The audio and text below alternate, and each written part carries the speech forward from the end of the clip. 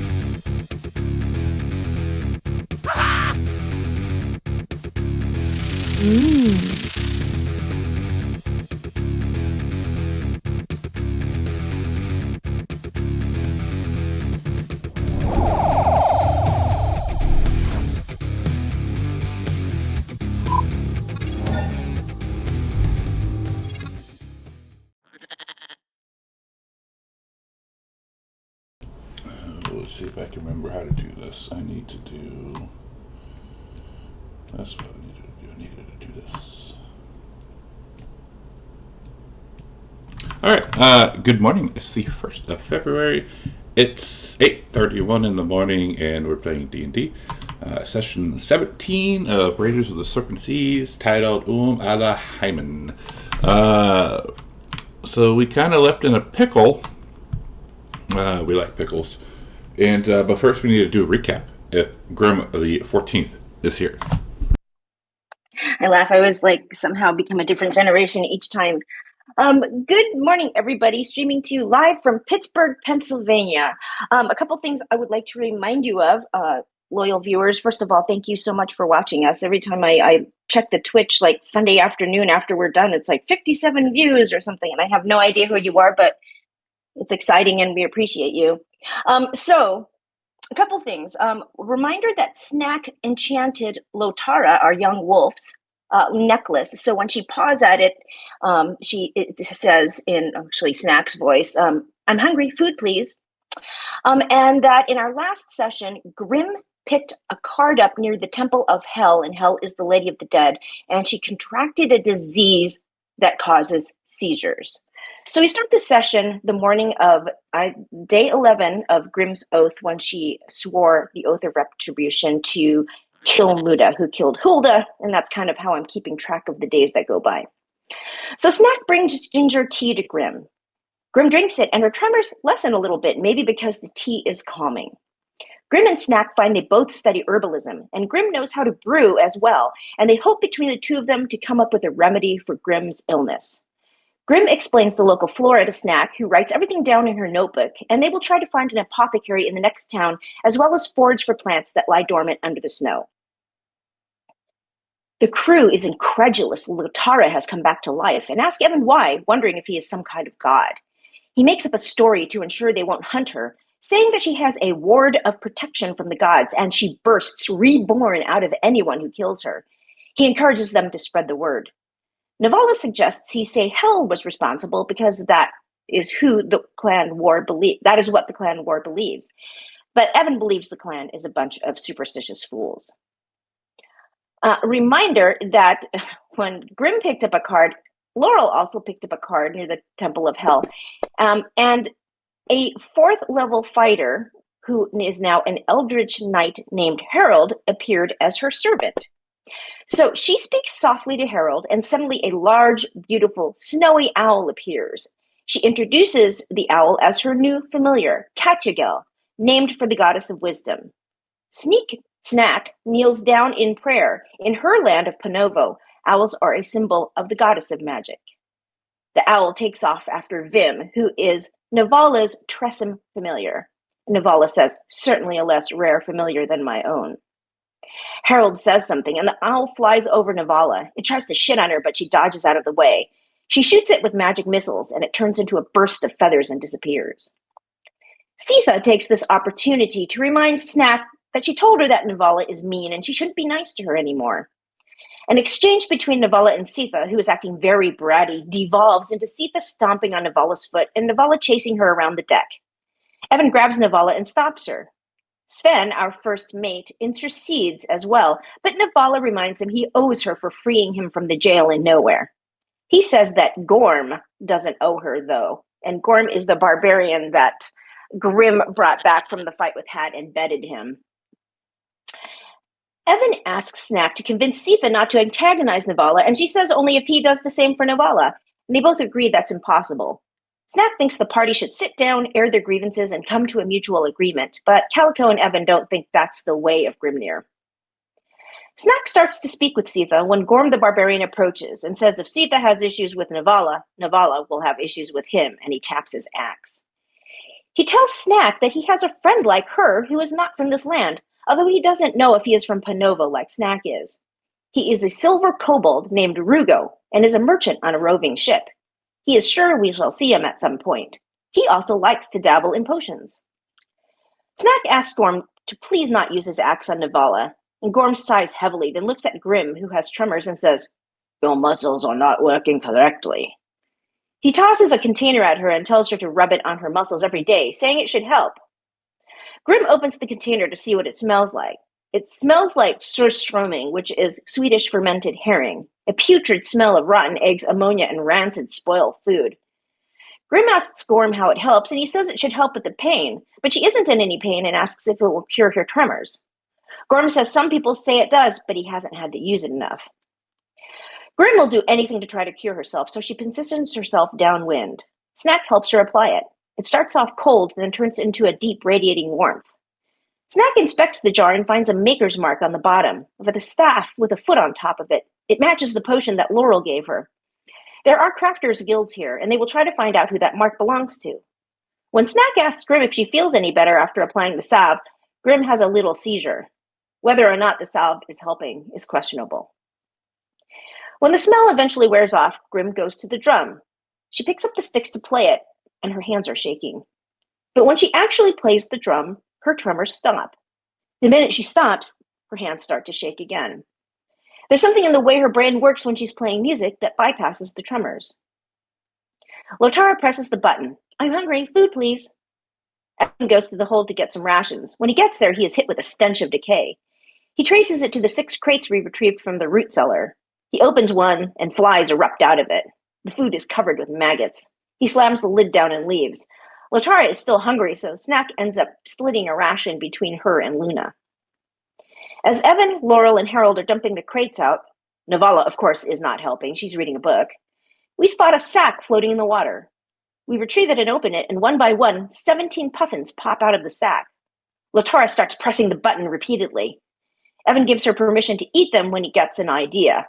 She has already eaten one when Evan casts Speak with Animals on himself. He asks the closest puffin how it ended up in the sack, and he gets the sense that an evil person put them in there. Meanwhile, Navala watches Vim hunt a puffin down. Evan asks what kind of evil person, and it paints a picture of someone riding a broom. Evan asks it where it was before when it was in the sack. Before it was in the sack. He gets the sense of it saying home. He tells it that it can fly home, but if they stay, and they're welcome to stay, we have a lot of predators on the boat that will slowly dwindle their numbers down. But then another puffin is eaten by a passing eagle, so he asks it if it wants to stay on board for the time being because it seems that nowhere is safe for it. The puffin sends a mental question. Swim? Evan drops it into the water. It dives under, then comes back up with a fish. It waddles up to Lotara and drops the fish at her feet. Lotara looks back and forth at the puffin and the fish, and then gobbles up the fish.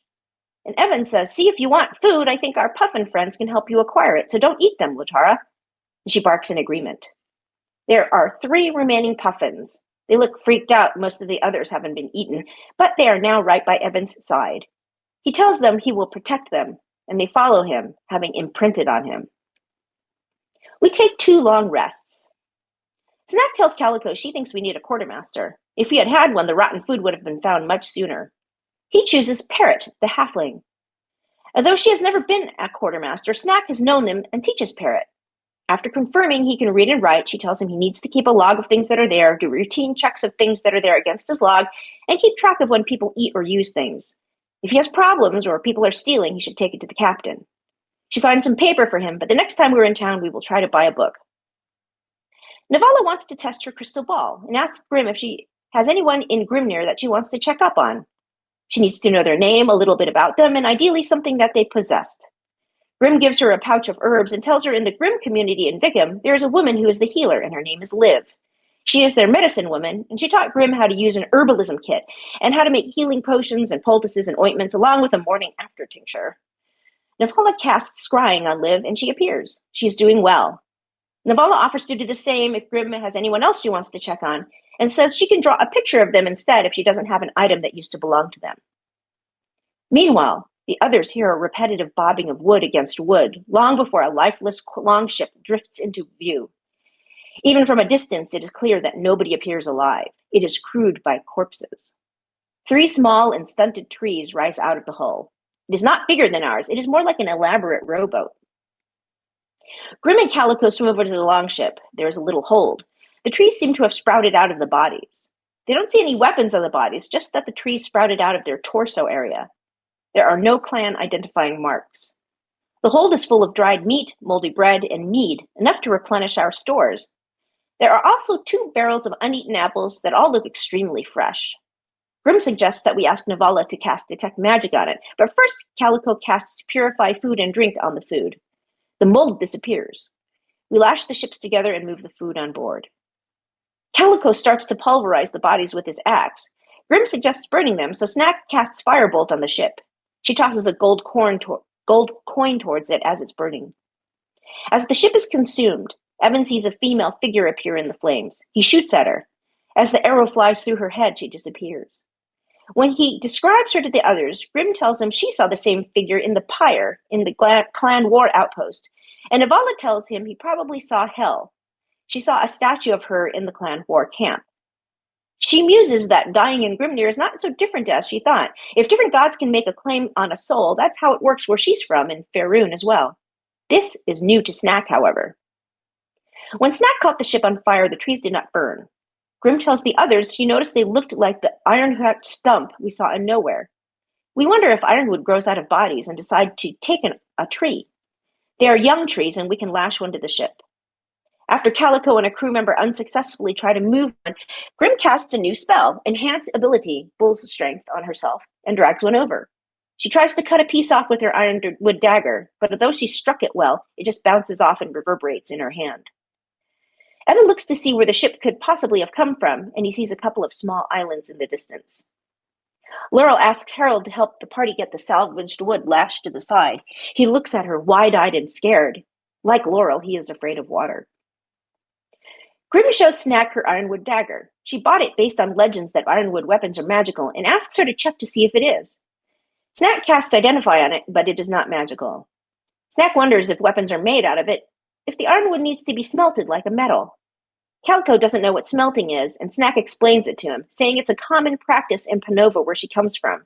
It's war, all war, and there are lots of factories dedicated to the art of making war. Laurel reaches for her heart seed and spends a moment of quiet meditation to see if it gives her any insight, but it does not. It is mid-afternoon, and the crew asks if they get a feast tonight. Every eye turns towards Parrot. He looks scared for a second, then raises himself to his full height and says he must take inventory first. We decide to check out the island. Maybe we will spend the night there. As we sail towards the island, Parrot pops open the crates and starts taking inventory. When he pops open the barrels of apples, he gasps and steps back. You got some hunagbisker. These are the best apples in all the land.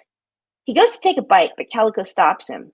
Navala Ritual casts Detect Magic on the food. Nothing magical comes up. Evan picks one of the apples up and cuts it open with his dagger, to which Calico suggests, maybe we should test it on the dog. As Evan cuts it, he gets a small whiff of honey. The seeds do not look different or strange. He tosses the 2 halves of the apple overboard, saying he doesn't think we should eat any of the food we just found. The crew and Grim protest. She saw Calico purify it. Snack says if we wait, tomorrow she could detect poison and disease on them. Grim grabs an apple and takes a big bite because she figures she doesn't have anything to lose, and she has heard this ancient saying that an apple a day keeps the doctor away, and it is the best apple she has ever eaten. Evan is bewildered by everyone's reaction, asking, am I the only one who saw that we found a boat that had trees growing out of people? He points out that we couldn't detect the curse on Calico's axe. He won't be eating any of the food. Parrot writes down, Grim, 1 apple, and tells everyone they can have an apple if they want. There are too many to count, and he can't count past 6. Snack will spend some downtime teaching him basic arithmetic. She didn't ask him if he could count. She only asked him if he could read and write. 8 of the crew eat an apple, along with Grim, Navala, and Snack. We approach the island. At first glance, the small fringe of beach on the small island ahead of us appears to be littered with rocks hollowed and sculpted by the abrasive sea. Yet as we get nearer, they more and more resemble all manner of strange beasts. None of them appear to be moving, and all are colored a dark, rocky gray. None of us recognize the rock creatures. One of the crew mutters, "Dead till Ragnarok." Evan jumps off and wades to shore. He looks back to Latara to follow him, and she looks very hesitant. She jumps in and starts to freak out, then realizes her paws can touch the bottom. He tells her he is eventually going to teach her how to swim. Snack and Grim join him. As we get closer, we realize that stone outcroppings are in fact creatures, but they had been petrified. There are several giant-sized humans with various parts of their bodies smashed away, and horse-sized scorpions with the faces of men. The giant-sized humans are not the Grimnir native race of tall folk. When Evan looks at the giant-sized humans, he gets a tingling sensation that does not feel good. Giants are his favorite enemy. Evan checks to see if there are actual giants around. As he does that, we suddenly hear a snarl from amongst the stones as a creature, a horse with the body of a horse-sized scorpion with the face of a man, emerges. "You, why are you here?" Evan says, "What are you?" "Are you the one who comes?" "What does that even mean? We came to this island, so yes?" "You've come to bring us to her." "Bring who to what? Speak plainly, creature." Did you open the portal?" "We opened no portal." Snack interrupts, "Well, that's not entirely accurate. I came here via portal." I sense great fear in you." "I am afraid. Should I not be?" "Do not be afraid of the Jotun, little kobold." Grim asks, "Are you a Jotun?" And Evan draws his bowstring back a little bit further as he hears the name Jotun. Snack starts going, "No, no, no, no, no." And Grim says, "Are you a Jotun?" "Of course." Evan lets his arrow loose. Snack and Grim immediately protest. Grim puts her hands up. "I take no responsibility for my companion's actions. We are here to talk and parley with you." Evan hits the creature. It quickly flips around and shoots some webbing or butt rope at him, wrapping him up and wounding him. It pulls the butt rope and yanks Evan all the way up to it, then stings him, wounding him further. Finally, Evan's immune system can't handle the poison it injects into him, and he takes massive poison damage and goes down. "And that is what happens when you fuck with a Jotun." Grim says, "Again, do not take the actions of my unfortunate companion as our intentions here. We were just exploring, and yes, some of us have come through portals." She's trying to keep it from attacking. Is that what you're asking for? Did you come through a portal?" "Yes, we all came from the portal," as it waves its hand over all the stone creatures. "And how were they turned into stone? And how were you not? Or did you turn into stone?" "I would not turn my allies into stone." "So are you waiting to be taken through the portal again?"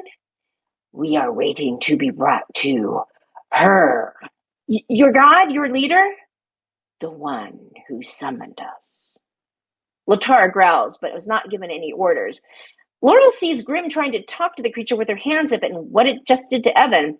But despite that, she casts Hex on it and sends an agonizing blast, hitting it. Its eyes turn towards her.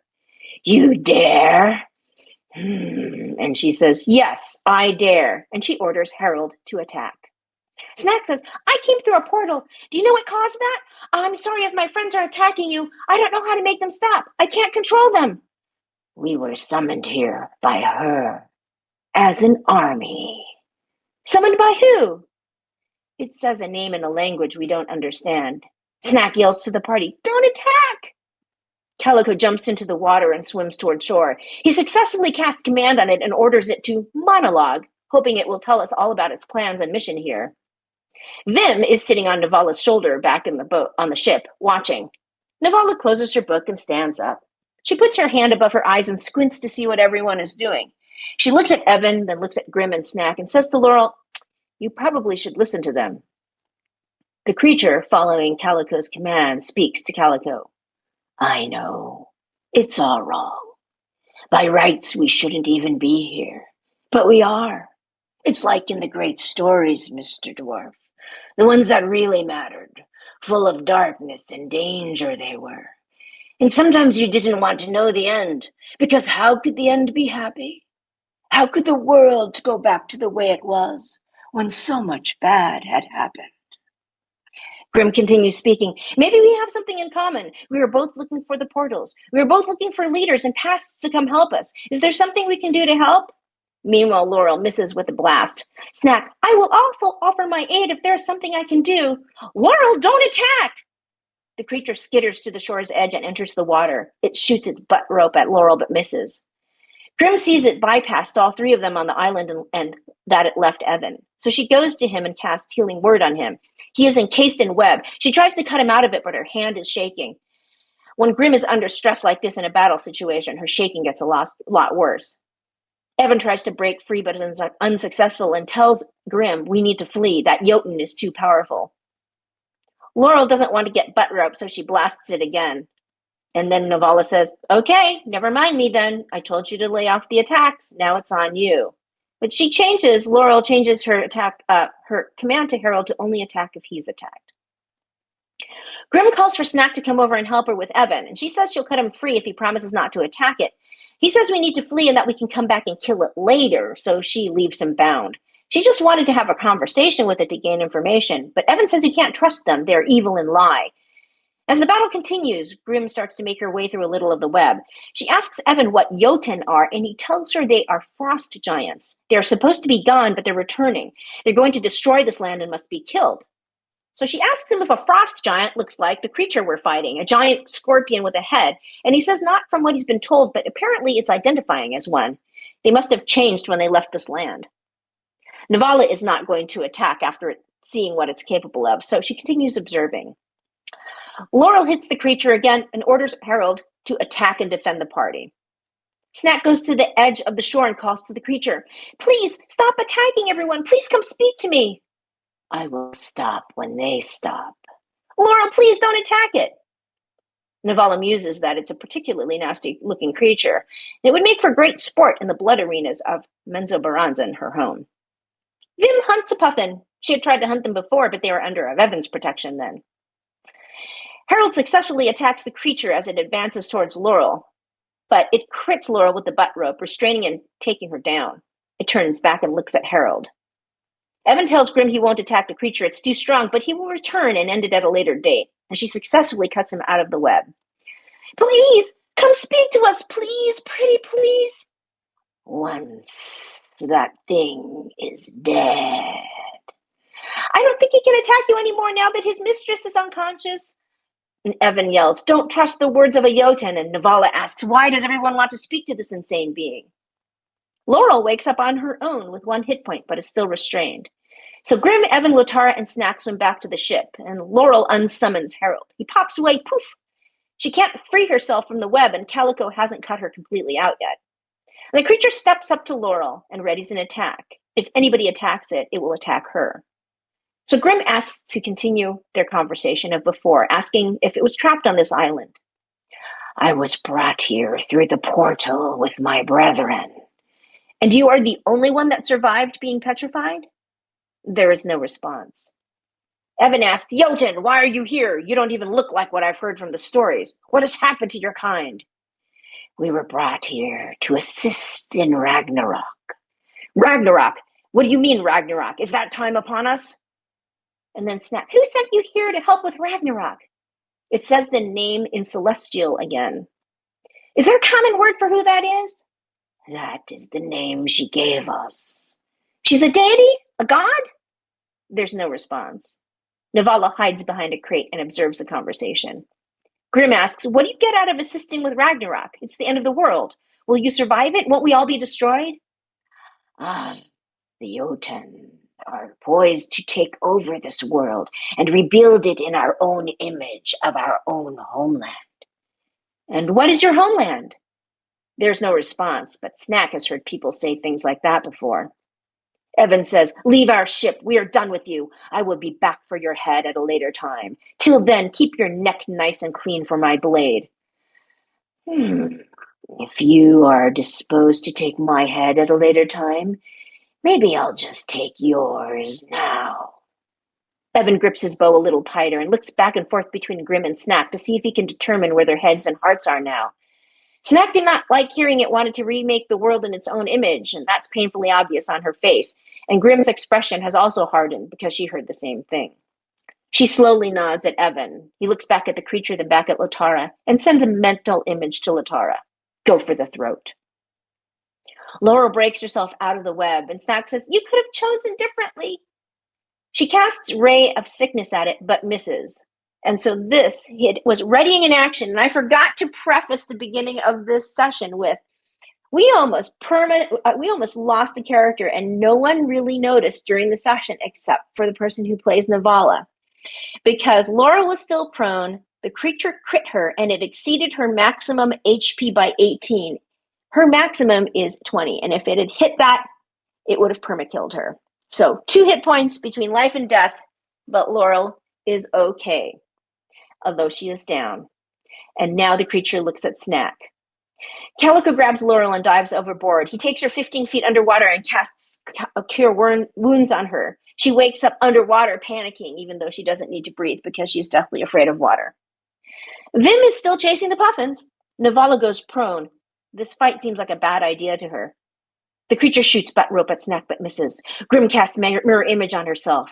As Lotara runs towards the creature, she keeps pressing the button over and over and over again, but misses. Evan puts Hunter's Mark on the creature and hits it. Laurel swims to the surface and resummons Harold, and he always appears next to her. Navala notices the supposed tough and protective Gorm is nowhere to be seen with a monster aboard, but he is hovering over Sitha, and the crew is in the back, protecting Sitha, the puffins, and the thralls. Calico hits the creature with Toll the Dead, and Harold uses combat superiority, precision attack, and action surge to hit twice with his mighty battle axe. Navala stays in position. She looks over at Grim. Grim looks like she's preparing to cast a spell. Latara bites the creature. It hits her with its butt rope, yanks her to it, and stings her, taking it down, saying, "Stupid wolf." Grim casts sleep on the creature and it falls asleep. She suggests we all attack it together. Snack casts Healing Word on Lotara. It is her last spell slot. We tie the creature up and all attack it at once. Navala goes first with a magic missile, and it immediately goes down, only having had 1 hit point. She blows the top of her wand as if dousing a smoking gun.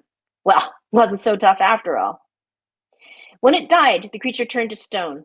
Evan grabs a mallet and starts smashing it into little pieces. He spits on the remains. Sitha takes a piece of rock and puts it in her pocket. She wants to study it and find out where it was from and why it turned into stone when it was killed. Snack stands on one of the benches and explains we wanted to talk with the creature because it mentioned portals, which we have interest in because Navala, Snack, and Sitha were brought to Grimnir via portals. Grim didn't want to attack the creature with the party being split. We take a short rest. For the first time, we hear Grim sing a song of rest with her, I keep on saying lute, but it really is a lyre, difference, which refreshes all who hear it. She feels pretty good because she's playing her lyre and the shaking has stopped in that short period of time. Laurel excuses herself and after relieving herself comes back with another potion. She asks Harold to identify it for her, and he says, "You can see clearly in the light at a very far distance." We investigate the island and don't find anything else of interest. Evan has no idea what killed the creatures on the island. So Laurel casts Goodberry and we take a long rest. It is the morning of day 14 of Grimm's Oath. We are continuously sailing. Of those of us who ate the apples, Navala, Grim, Snack, and 8 of the crew, Grim and Navala have 1 level of exhaustion and take 8d8, or 28 points of damage as soon as they wake up, taking them both down. They cry out. 3 of the crew members are dead. Evan mutters, "No one listens to the ranger. I'm hungry. Food, please." We end the session on the morning of day 14 of Grimm's Oath. Fuck yeah. Nice. Yay. I like how you finally got a tracker of the time that has been passing. Yep, it's the easiest one. Okay, so yeah, we're on the ship. Poor Navala and Grim are down. Some of the crew are dead. What do we do as you wake up and you hear this stuff? Do any of us like witness them? I guess like falling down, dying, or anything like that? Is it? So, like when they're in their bed, as soon as they wake up, this is when it happens. So, if anyone is like sleeping near them, you would, I guess, maybe notice it, or at least hear them call out because the ship's not that big. So I would grab a good berry from Laurel and go feed it to the ones that are down. Snack would wake up and absentmindedly be like talking to Grim. Well, maybe we should try mint. We should find some mint. And then when I realized that she's like not responding, I would go check on her. All right, and you see Yeah, her laying. she's not- You see her laying on her cot. Her eyes are kind of like open and glassy, and one hand is like hanging off the edge of the bed, and she is not moving. Okay, I will. I'm not even gonna medicine check her. I'm just gonna cast Cure Wounds on her Okay. and see if that brings her back to life. It does. Oh, Grim, are you okay? What happened? I feel terrible. Oh, my stomach really hurts. I don't know. Should I make you some more ginger tea? Oh, that would be great. Thanks. Okay. I'll go make a little pot of tea for her. Okay. And Calico would have found Navala and given her a good berry. Okay. Do we have any collection of herbs or anything like that on board? Like, or just stuff that we picked up, like, in the wild? That, I just have what comes with the brewer's tools. Yeah. Yeah, Like, if you haven't like specifically like gone and Yeah. like foraged, then no, it's just whatever's on here, whatever you guys Yeah, have currently. Is there anything that's I might be able to use nature or medicine check to like create something that could induce vomiting? Sure, you could roll. I guess nature. Nature? Sure.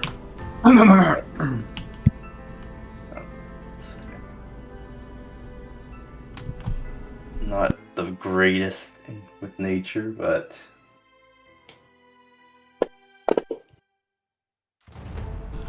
No. okay. No, he won't be. He'll just like I guess he'll go the more direct route. And is there anything around here that he could stick down someone's throat to induce vomiting? You have fingers. Yeah. Something that won't leave his hand covered in whatever's causing them to be sick. Calico would walk up and do his own medicine check first. And what are you trying to ascertain? What's wrong? What we can do for them? You are not sure what you can do for them. You could probably figure out that it was coming from the apples, since it was just those. Well, 3 of them ate the apples, but only 2 of them seemed to be affected by it. And then you got those other 3 dead crew members. If you look at the dead crew members, you can see like their stomach is kind of protruding out a little bit. And unlike the others, are they like dead? Yes. Okay. And what about our stomachs? Are they protruding as well? Yeah, like, do we feel like something's gonna burst out of them at any moment? Looking down, if you look down at your stomach, you see like a little bump. Oh hell! I'm gonna do a medicine check on myself, or I'm gonna try to make myself throw up. I'm like, this is not right. Yeah, I'm gonna do that as well. I'm going to the edge of the ship and throwing up. Okay. Sticking your you probably have experience with this, making yourself throw up. So yeah, you puke up you puke up the contents in your stomach. I see that, Sven. And you also puke up the contents in your stomach. Is there still a bump in my stomach? Yes. Great. Oh no. Wait, but I ate the apples too. You did. Is there a bump on Snack's stomach? Yeah, I'll feel. There is not. Do I feel ill? Do I feel ill at all? You do not. You feel quite lovely, actually. I feel fine. Maybe a physiology. Like better than difference? fine? Does she feel like better? Like somehow it was good for her? No, she just feels like her feeling is just normal, but she doesn't have any of the sickness that you two have. I wonder if it's because I have 2 stomachs. You have 2 stomachs? Mm-hmm. Is there anyone on board that's familiar with surgery?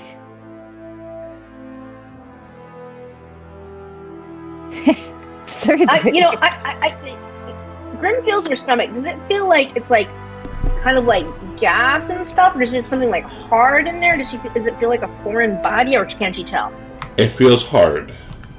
Like, I don't know if any of you have ever been constipated, but like you go to press your stomach, it's like a hard rock. That's kind of what your stomach feels like right now. All right, well,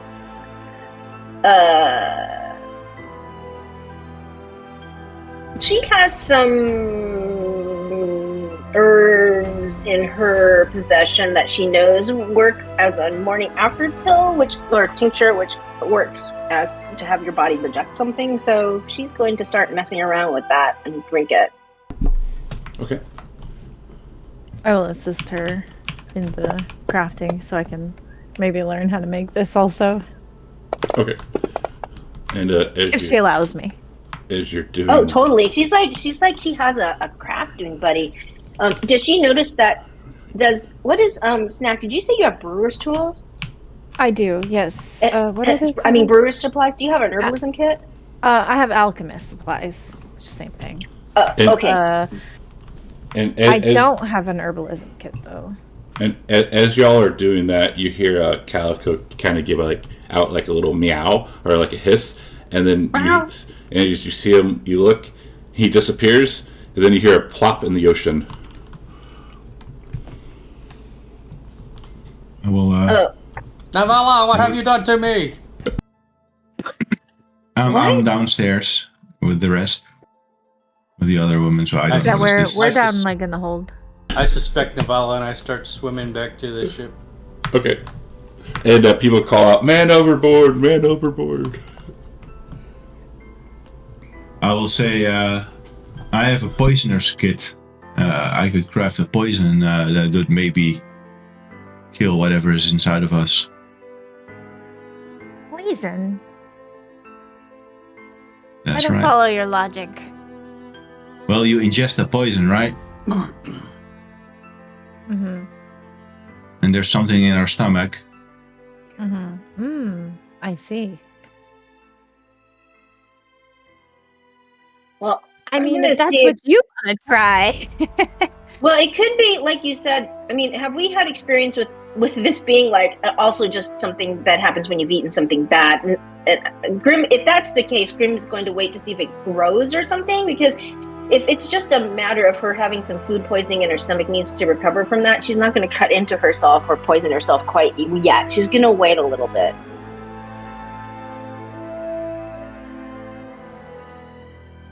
I'm curious. I'm gonna craft a poison. Do either of you feel feverish at all? I feel really tired and sluggish. Yeah, same. Snack's gonna just reach out without even asking and like touch their face if they don't pull back to see if they're hot at all. Well, I guess Snack is next to Grim. I don't know where Navala is, though. I assume Yeah, that I'm she in the was same with us. same My place. apologies. Yeah, I'm conferring with you two. Do they feel like they're running a fever or anything? So you've touched Grim before, right? Like, I think so. Yeah. Yeah. So she feels like her. Yeah, body, she helped. Yeah, and when Grim was having the shakes. Yeah. So she feels like her body temperature feels the same. And have you ever touched Navala?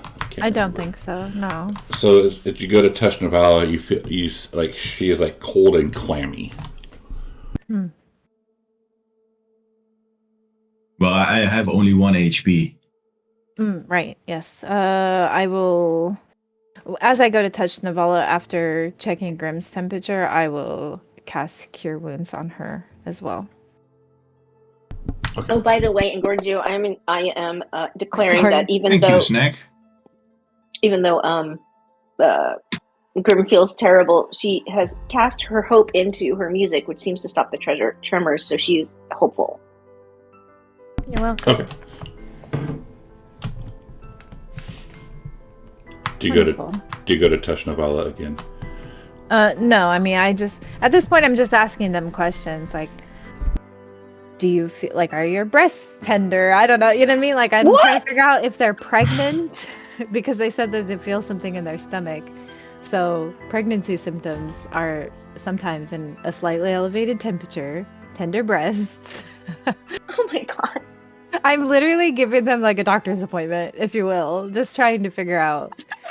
Maybe they're pregnant. Grim looks Maybe at they're both Navala and pregnant. says, Navala, are you pregnant? And Navala is just gasping at what the hell Snack is doing. I don't know, Grim. What about you? Yeah. This Well, is actually, serious. I'm trying to help you. I'm more of a I don't think chance either of us are pregnant, Snack. Well, you're both active in that way, I imagine. Calico She will like try clears to her throat awkwardly. Calico will try to cast Lesser Restoration on Navala, see if it does anything.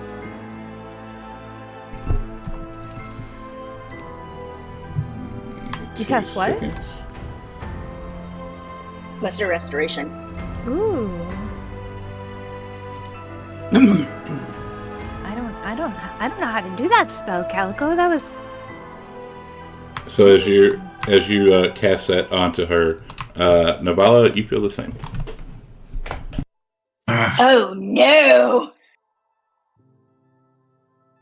I'm afraid it didn't work, Calico. Well, I haven't been feeling myself today. I just flew off the ship for some reason. wait. Yeah, you see, flew off the ship? yeah, you see Calic as he comes down. He's like completely soaked from head to toe. After that, I will cast Prestidigitation on him to dry him off, making her fur poof up. My chest hair sticks out a lot. Well, why did you go off the ship? I have no idea. You felt compelled to jump into the ocean? No, I was like teleported. You were Teleported. teleported off the ship? What does that Yes. mean? I don't know. It's very strange. Hmm. Better than I used having to teleport people off things, but better than having apples growing inside me, I suppose.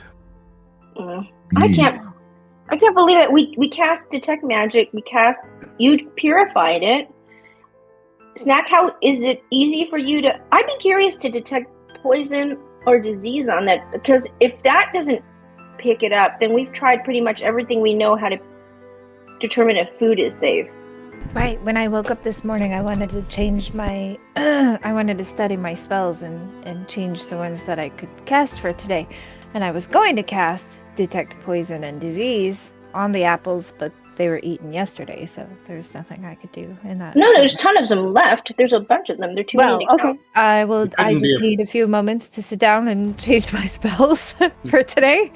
Well, And then Grim looks at Navala and said, those could come in handy if fed to the right people. Although they don't take effect right away, it seems. speaking of that, I'm going to order that the 3 dead crew members be lashed to the side of the ship. Or actually, now just cast them into the sea.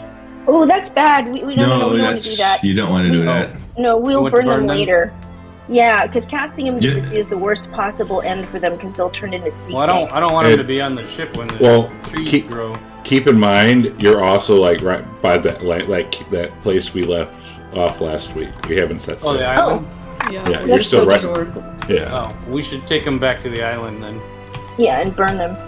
Snack comes back after a few minutes and says, "Well, I made a mistake, and I don't have the capability to cast detect poison and disease."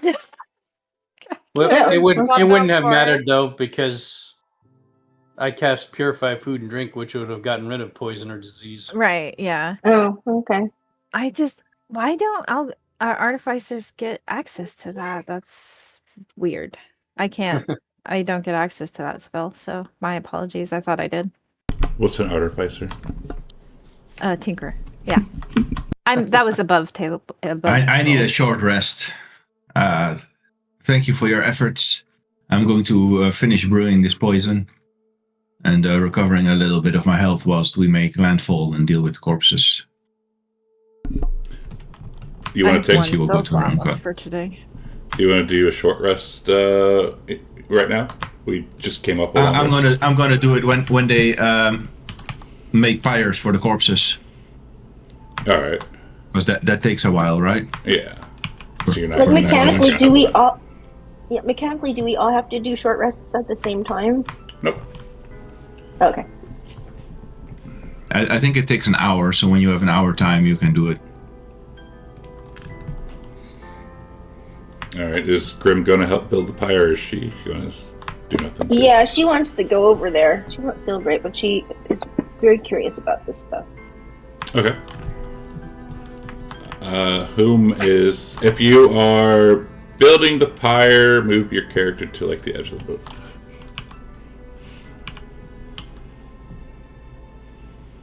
Cool. How about Laurel staying on? He does not like pyres. Fair. Oh yeah. That would Alright. be bad. Alright. So the four of yous go over to the land. Lotara is also going to go, keeping close to Eben, not pressing the button, just keeping close to Eben. And yeah, you find enough wood and all that good stuff to burn the crew, or the 3 crew members. And that would take about a little over an hour to do. Grim will, say Sure. something nice, because remember that first day that she had that big party before Hulda. That was the night before Hulda got killed. Actually, Hulda got killed. She was at the feast and she was getting to know all of them, so she knows them all by name. Snack puts 3 gold coins in the pyre before we light it on fire. 1 for each of them.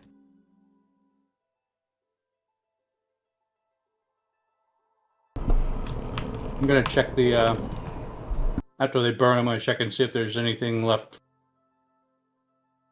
like seeds or something. There's so sticking around. As you're sticking around, actually, let's do.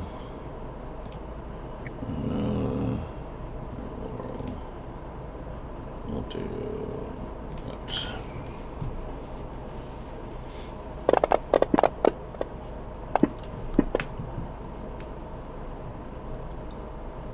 Alright, so Calico Snack, you see a winged creature appear. Grim, you also see a winged creature appear. You've seen this before in their previous funerals. You blink and it is gone. It's the first time Snack's actually gotten Yes, to see the it. first time Snack's Cool. seen it. Let me show you the picture. That's Fascinating. this winged creature looks like this. Ooh, oh.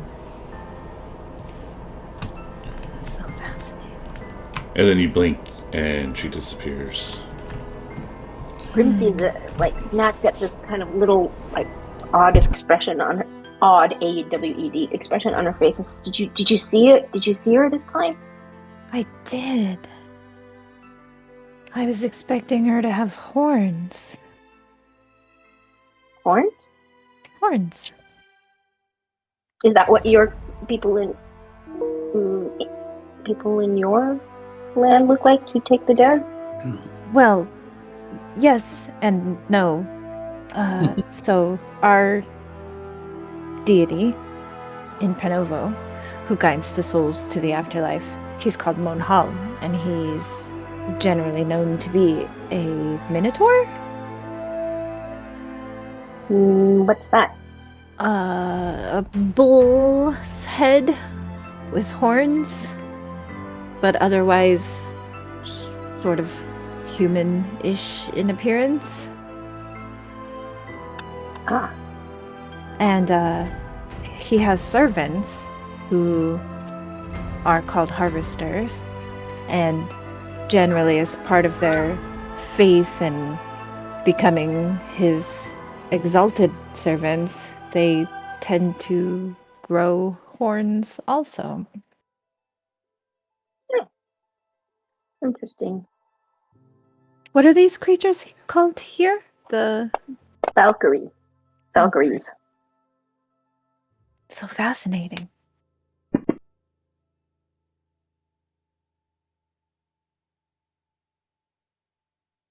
I wonder. And then Snack sits down and starts writing in her journal.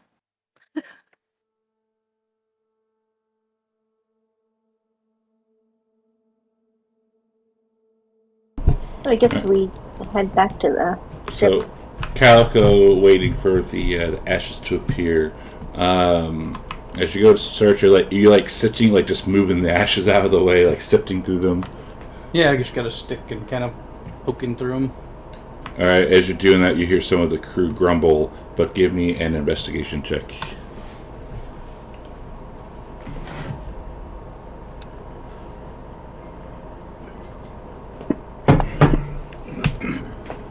So, searching through all the ashes, you find one little branch that kind of has very small tendrils of roots growing out from it.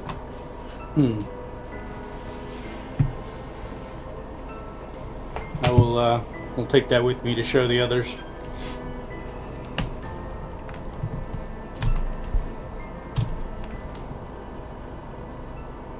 Found this. Some of the crew grumbles. That's strange for a captain. It's not the first time. That doesn't sound good. This Grim feels her stomach doesn't feel like the thing's getting bigger.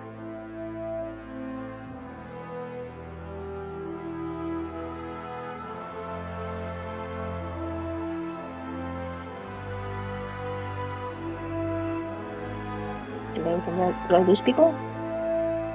Yep. Are we still on? You've come back to the boat now. So one of you was cured and one of you was not, right?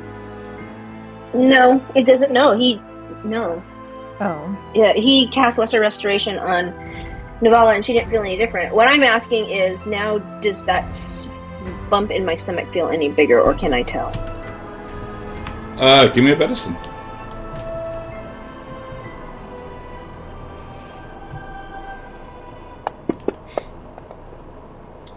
It feels the same. Okay.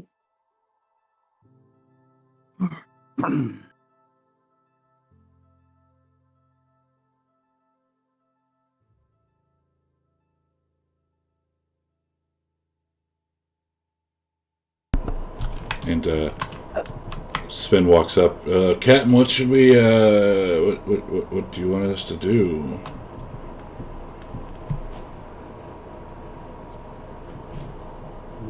I think we should be away from this place and make sure no one touches those apples.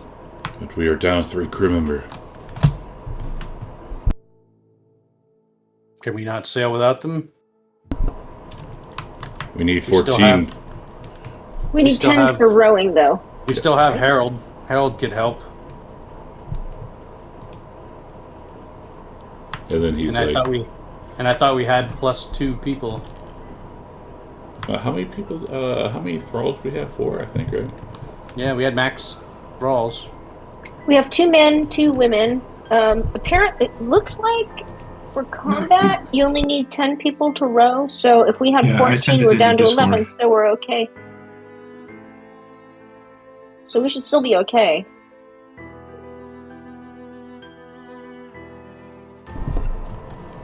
Calico will tell them a chance to earn your freedom, thralls. Join the crew and share in the wealth.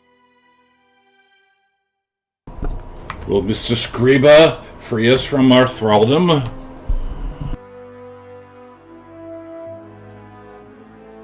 Well, you must still serve us, but you will have more privileges than a regular thrall as part of the crew. You will be under my protection then, and not the great Navala. But if we are part of the crew, that means we can leave when we want. Is that correct?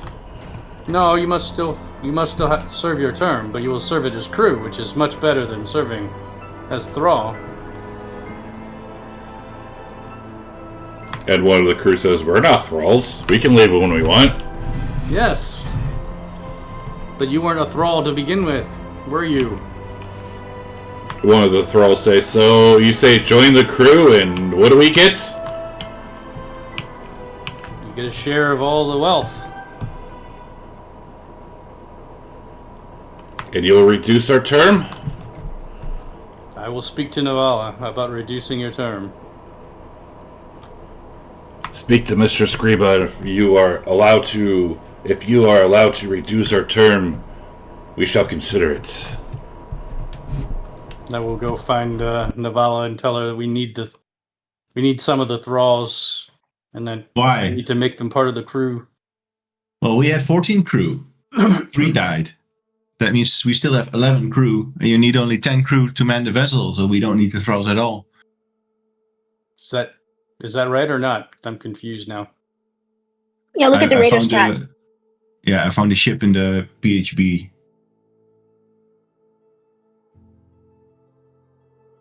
Well, never mind then. My first mate is not wise in the ways of the ships, apparently.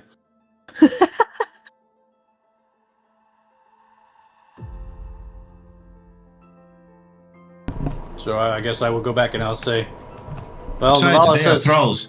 You can just tell them what to do. You can just make them part of the crew, and if they don't listen, then they have broken their oath of thraldom, and they will become exiles, and no one will ever tend to them again. well, I like the idea of giving them a chance if we need them, but I guess if we don't need them, then there's no reason to release them just yet.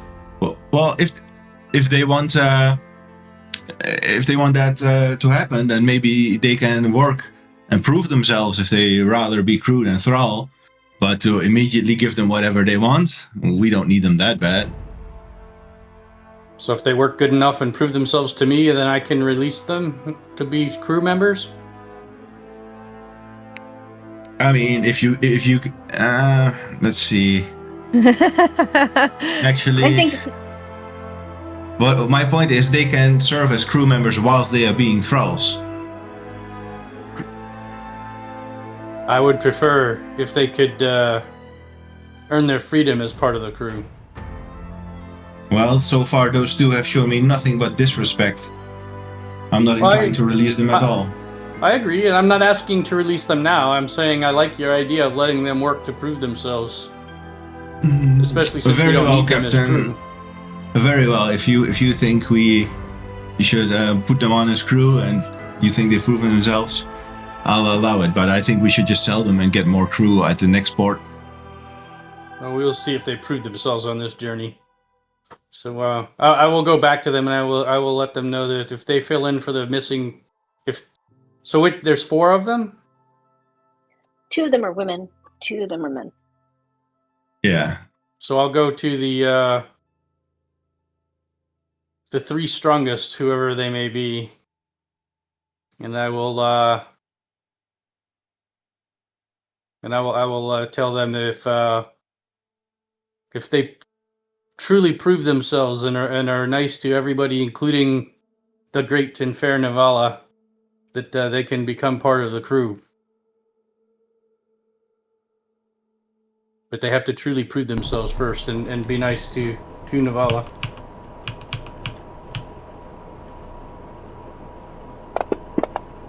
And one of them says, one of the women says, but she allowed them to have their way with us. You are a thrall. But we are not we are not. And she shuts up. And you see like a calm going over her voice, or over her face. She says, sure, we shall join your crew. I would like to do an insight check to see if I believe her. Sure.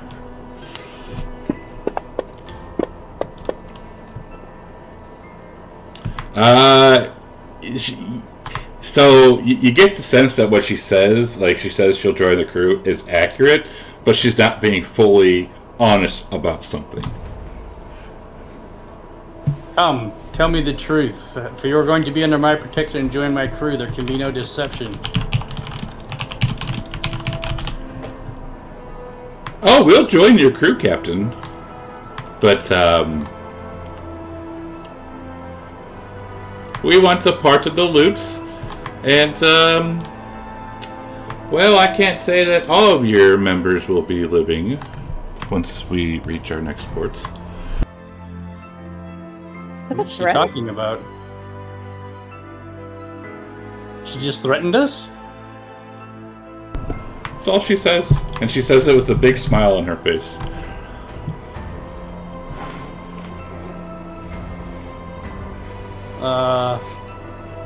Okay, then I guess we will not be using you as crew members. I look at the other two, do they look the same or is it just her? It's just her. Alright. So I'll look at the other three and I'll say, do you three feel the same? And the two men speak up, well, she is pretty mean and she mistreats us, but I don't want to die. We can join if you would set us free. Now I will look back at her and say, are you sure you wish to proceed with this insolence? And suddenly you hear a voice, Calico! Where are you? I'm here. I walk over to Calico and say, my wand is missing. Someone stole it. And I look over between the thralls and say, it must have been one of you. And I take out my whip. I motion to him to hold, and I look at her and I'll say, are you sure this is the course you wish to take? And she, like, as she's still sitting, she, like, raises herself up as high as she can and says, well, we're treated us like common whores at the other land. You're going to treat us like common whores here. Let the crew have her way with us. I would rather choose death.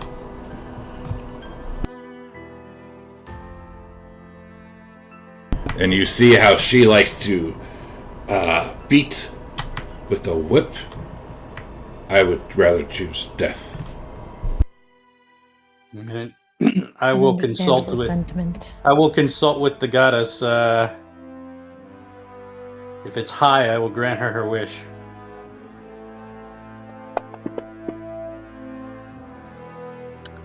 I will touch her and I will cast inflict wounds upon her. Okay. As Evan is seeing this, he's going to immediately draw his bow and level it at Calico. This is her will, Evan. Is this the mother? Because is this the mother of the child or not? It I is. don't think we have those aboard, right?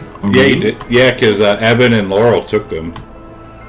But we You will didn't let take them your do hand anything. off her and you will step away at. She wishes death, Evan. I guess I will give her to you again, but you must control her and make sure she does not do anything untoward. Not so She's fast, threatening the Evan. lives. One of these thralls stole my wand, I just know it. No one stole your wand. You probably just misplaced it, you elven whore. And I walk over to Evan and draw my blade. Holy shit. And I say, you and me right now, I challenge you to a duel. On this boat, That's right. I have no interest in fighting you. And then I will he'll just hand take a his- swipe at him with my sword. Snack hates it here. Wait, are we witnessing this? Or Probably. Where I are Yeah. imagine so. Yeah. It's a small boat. Grim would just say, Evan, you just called her an elven whore. What do you expect? Evan will just step out of the way, and then he'll move and take the mother by the shoulder and try and just lead her away. I'm going to step in his way. I'm going to point my sword at him, so not so fast. Swallow your words, Evan.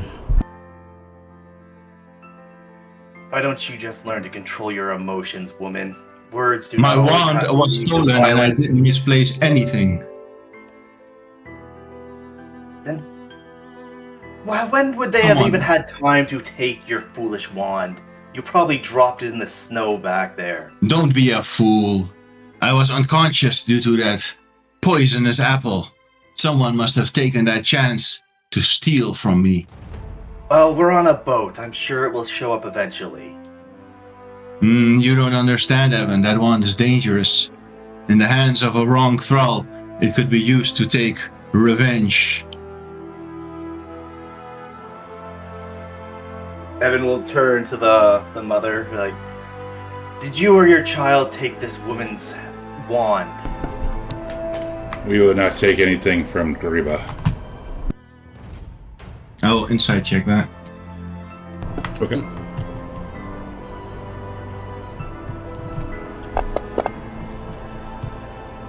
You believe her.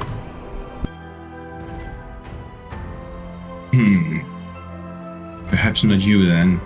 It could only be one other person. That little imp seed. Are you satisfied now? Leave this woman and her child alone. And Evan I will do a just thorough ask her, investigation, Evan. let me know how your investigation goes.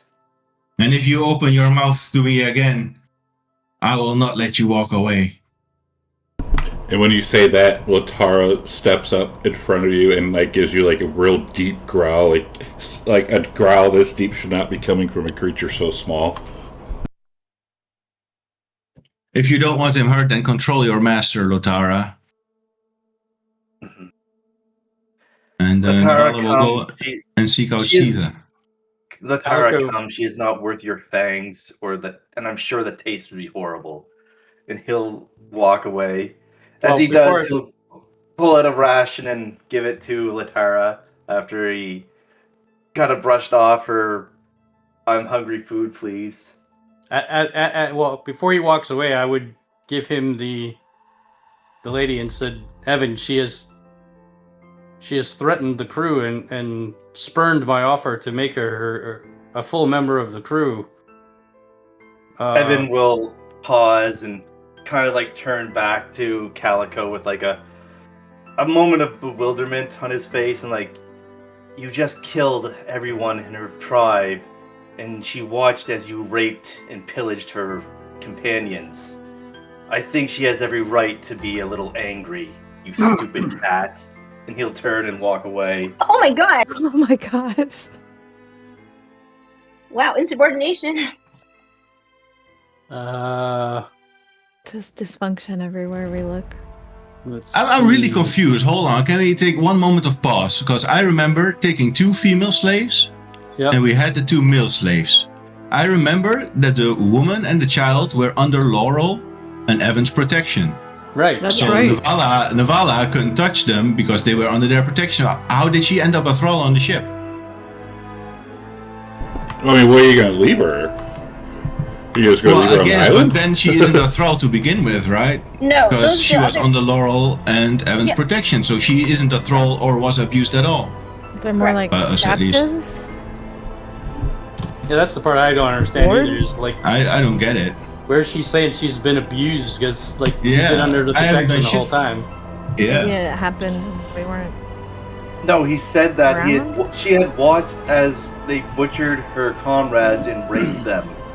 She wasn't attacked, but she witnessed this. Okay, if she's No, so she said unhappy, she why did was. she even get aboard? Let her fuck off. She did say that she said men would have her way with me. Yeah. So let's maybe we need to retcon and just because we're not quite remembering this correctly. What happened was they went up. There was 2 men, 4 women. The little kid was protecting his mother, and so Evan said, and Laurel said, "I will protect you." And Sita actually joined in and said, "Me too." So then eventually they went off with the child and the mother, leaving 3 women and 2 men.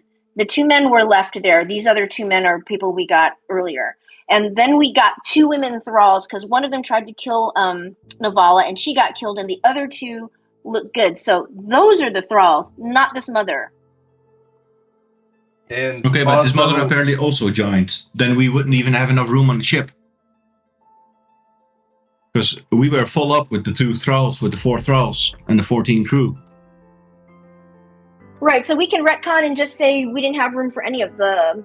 And then, so we only have the 2 male thralls. Do you want to change it to that since we miscounted our capacity? We had 2 male thralls and 2 female thralls, right? And 14 crew and us. That's full capacity. Because I have a list of thralls here. It says 2 female thralls. Yes, but the child and the mother went on the ship before we got those 2 female thralls. So let's say what would have happened was you would have come onto the ship with those 2 female thralls and would have found out that we didn't have the room. Because we have those 2 male thralls from the earlier encounter on the hunting camp. That's Bjorn and Knut. The hunting camp, that little hunting camp. Did we lose? That's where we got the 2 male thralls. Yeah, we just lost 3 crew members. So we're retconning that we brought female thralls and we're instead inserting this mother and the kid. That we didn't bring the female thralls because let's not take let's not count that we've lost anybody. Let's go back to where we were at the end of the clan war outpost fight. Right? So we had at that point 2 thralls. We had Knut. Well, that's what I'm asking. Did we lose any men during that raid? No, we did not. So then if we brought the mother and the child first, because Evan left earlier, then that would have given us room for what, 2 more people? Or no, that would have been, we would have been full up, right? Because we have 4 people who are not us. It would be Knut and Bjorn from the hunting camp and the mother and the child. Right. Okay, then I guess the 2 female thralls have vanished from existence. Yeah, so we can retcon, so they're not even left them there. behind. Yeah, we just left them behind. And we didn't take anybody. So we didn't take any thralls from the clan war outpost.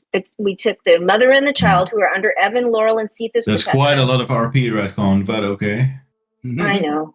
But we miscounted, so we'll try to keep better count. I don't see why we should have retconned. I say we should have left these 2 behind. Like, why are they on board? They never boarded in RP, so we forgot about them, as far as I'm concerned. Because none of us said they boarded, and we did say these boarded, so I'm not sure why we're ruling in favor of keeping these 2 aboard. Well, because Evan says you're under my protection, and he took them with him. So we have apparently.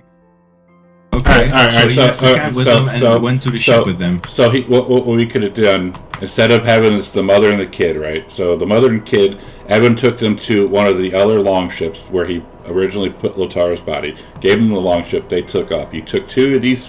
You took the 2 females from the White Rock, put them onto the ship. Instead of it being the mother and the kid saying this, it's just two women, and one of the women is being insolent. How about that? Oh, cool. So well, since she's not under your protection, are you threatening me to not kill her, or can I kill her? Kill who? She asked to die, and I was going to grant her wish. Sorry.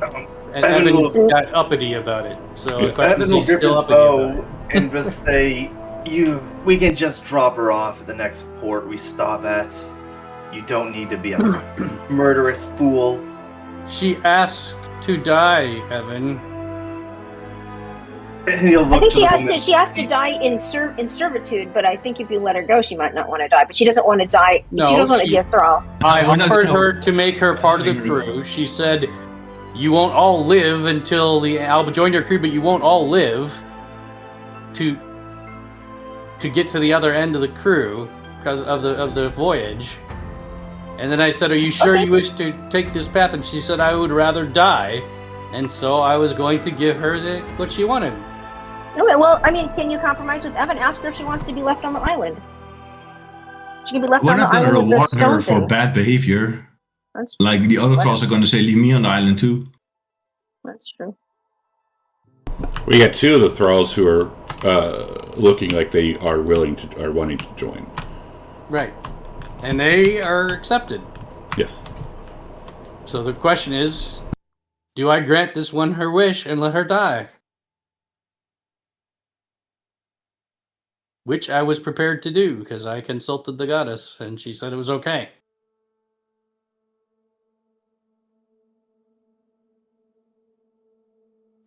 I think I will it was look at I will look at her. I will look at her and Evan one more time, and I will say, "Are you sure you wish to pursue this path that leads to death?" And she says, I would rather die than be pushed around between men and let them have their way with me. Calico, bind her to the railings. We will, if you want, you can sell her when we get to port. That is not the way, Evan. I will look at the crew. Crew, what do you say?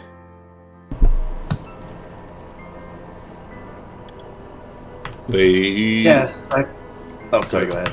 They look around and they shrug and, well, we weren't going to have our way with her, but if she wants to die, well, she wants to die. At the end of the day, you are the captain, and we will follow your rule.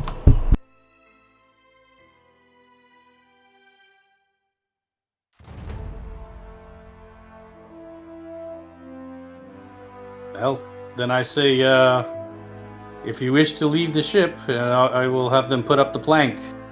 And I will tell her, there are only two ways here. Either obey the rule, your oath as a thrall, or you may leave the ship. And there's the exit. Like, you get, like, what I'm trying to point out with her is, she has a fear that all the crew are going to end up raping her, and she does not want that. She would rather die than get passed around. That's what I was trying to insinuate. And the crew just said they wouldn't do that. Correct. Right. So I'm looking at her, waiting for her to make her decision. And she will... Grim will say Go ahead. the crew just said they won't do that to you. I mean, that's what they said. I can't vouch for how honest they're being, but they just said they won't do it. Plus, I offered to make her part of the crew already, and then she would have my protection. I already told her that. They've never done it to us. For what's that? For whatever that's worth. Well, that's a little different since we're kind of their owners. And Doesn't see it that way. she looks hesitantly and looks over to where Novala is.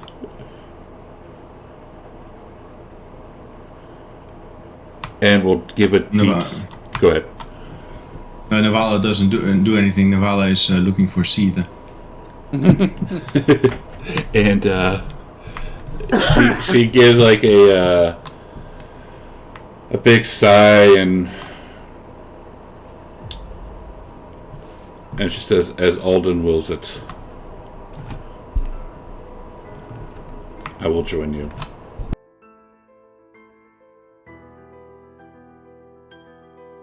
Do I believe her this time? Do you want to roll insight or no? You do.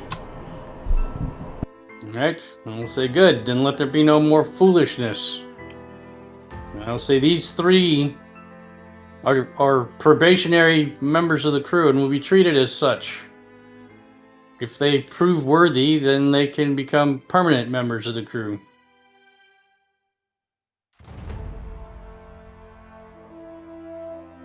And I will just look at Evan and I'll say, Evan, you need to watch yourself. You must treat us all with respect, or there will be problems. Yes, Calico, I will treat the band of raping, pillaging whores I cast equals. command on him. And Grim would say, Evan, you just called Navala an elven whore and Calico a stupid cat. That's not what he's talking about. And he just called us all a band of pillaging, raping whores. I will Like every order crew Evan. member. I've done no such thing. I will say, Evan, apologize. And I will make him say sorry 100 times on the deck. Don't think It that's doesn't how mean any- command it works. That's not how It doesn't command mean works. anything when you're being forced to do something, Calico. Okay, well, I said unfortunately. apologize. It I doesn't say mean we anything. kick Evan off the ship. If he thinks we are a band of raping, pillaging whores, then And- why doesn't he leave as soon as possible? And- There's and- the plank. And as Novella, as you say that, you see from the rear of the ship, ba-boom, ba-boom, ba-boom, ba-boom, ba-boom, as like 6 magic missiles fly off into the sea. Oh, who I'll is that? dash over there. I guess with the most deadpan, like, dead expression, I'm just like, sorry. Grim goes to follow Navala. Grim follows Navala. Because I'll follow that her. one. As you're running over there, you see Sitha with the wand. Caesar, what are you doing? Give that hair. She flips around, holding the wand right at Novella. I was just playing with it. Give the wand here, and I will forgive you. And I will hold out my hand for the wand. And And Grim will say, Sita, stealing isn't good, not from people who you work I'll do with. persuasion. you said you what did you say, Novella? You wouldn't do Forgive anything. her. You'd forgive her. Roll. Are you? She looks at you and I don't believe you. Well, then Grim is like, no, Sita, it's not good to steal from people or even borrow stuff without their permission. It's like, Well, I was walking at night and I saw Novella and she looked dead, and I saw the wand sticking out of her bag, and I wanted to play with it. yeah, but you could have asked. So Well, no, she was dead. There was no one to ask. Grim kind of laughs and says, "Well, you might have a little point." But the point, and she laughs at Navala because they were both pretty much dead. She says, "But let her have it. She can do really cool things with that wand. We'll find something else for you to play with." And she's like, "But this is fun!" And she shoots off 3 more magic missiles. And she says, Navala will dive on top of her and try to wrestle the wand from her. "Okay, I tried." Grapple it, do a grapple thing on her. Right. Laurel goes over There's no to point. the grappling bunch, breaks them up. And says, "Stop this right now." She just stole my wand.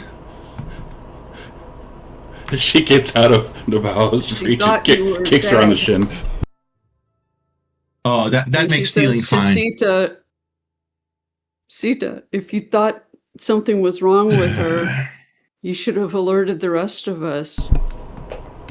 But why? She was going to join...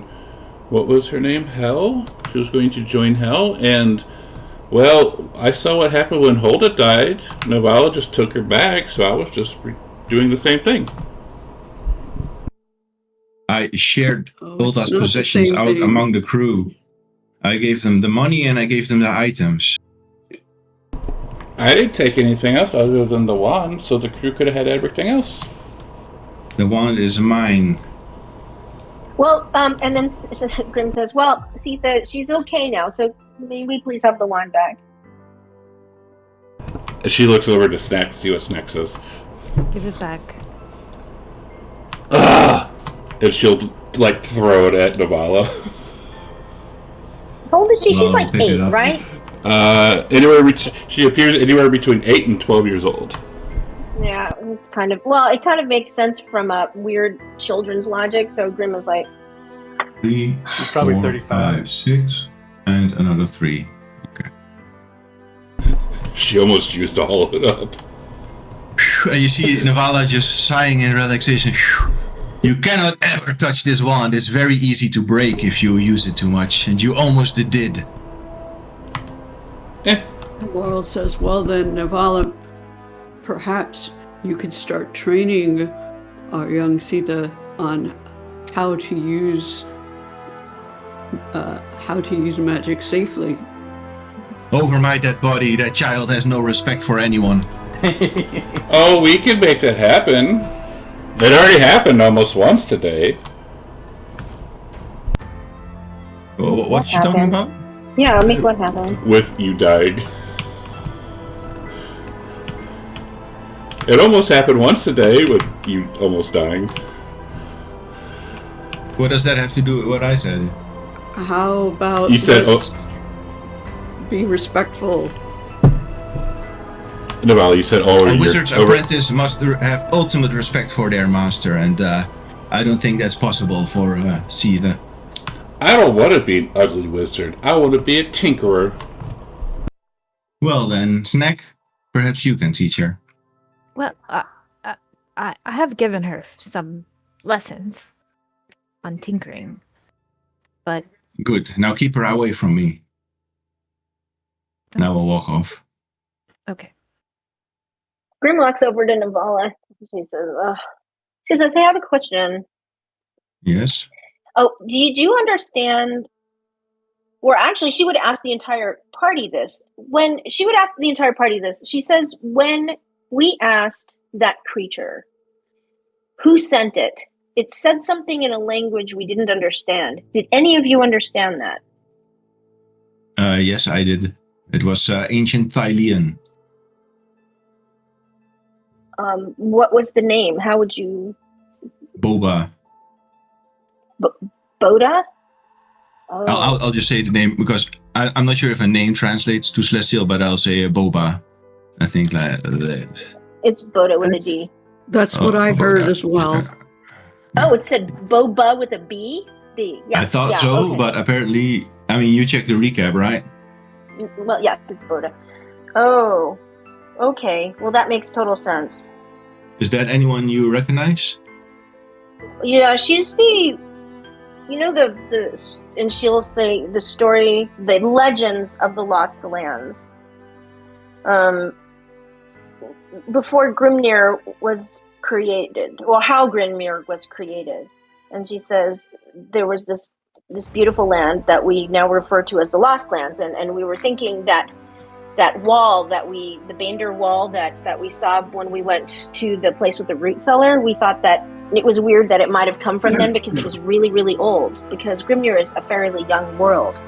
And so Boda was the leader of the Jotun. And they were fighting the Vanir, who was now the Stone Court. And they were fighting the Vanir, and the Vanir ended up being...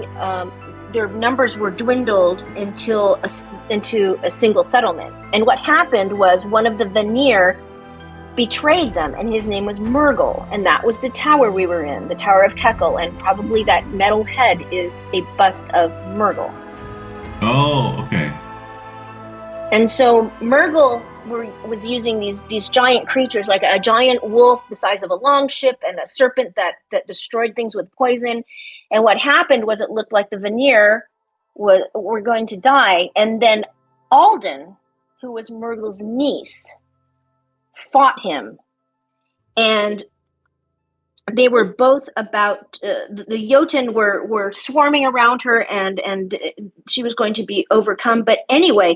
She managed to defeat her uncle Murgle, and what she did was he was fighting with a spear, and she slit his throat with the spear, and that opened a portal into Grimnir. Oh. So there's the portal, and so what happened was his body became Grimnir. And she brought the Vanir over here into Grimnir, and the portal closed. Okay. So Boda... Yeah, I knew that bit about the how Grimnir was supposedly formed, but leader of the Jotun. Yeah, so... I wonder if they are planning to return. I wonder if they've managed to open the portal and they're coming back. Indeed. Because I think they're still trapped, or well, that's what Evan told me, that the Jotun are supposedly returning. It could be that creature was talking about a portal. Maybe we're able to open a portal, and they're coming here, and that's what's going to bring Ragnarok around again.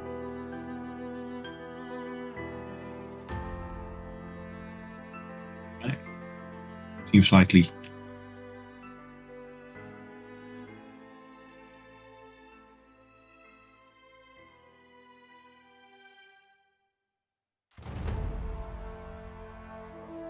Anyway, do we know where we're going next? Continue northwest? Yeah, hadn't we already? I thought we'd already picked where we were going next. Yeah, we're trying to get to northwest. Grim Yeah. says I have to go hide in a corner and put this stuff on me. She goes to put Gorm's salve on her, but she goes downwind and continues doing that. Tauco's happy now that Evan apologized to him, so he's back to running the ship. Sita and Snack are just seated, talking in a language I assume none of you understand.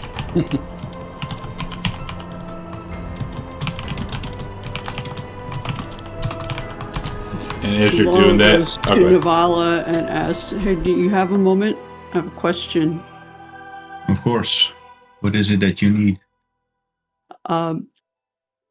So I was wondering if you had any supplies that I could use to regenerate my familiar Kachugel.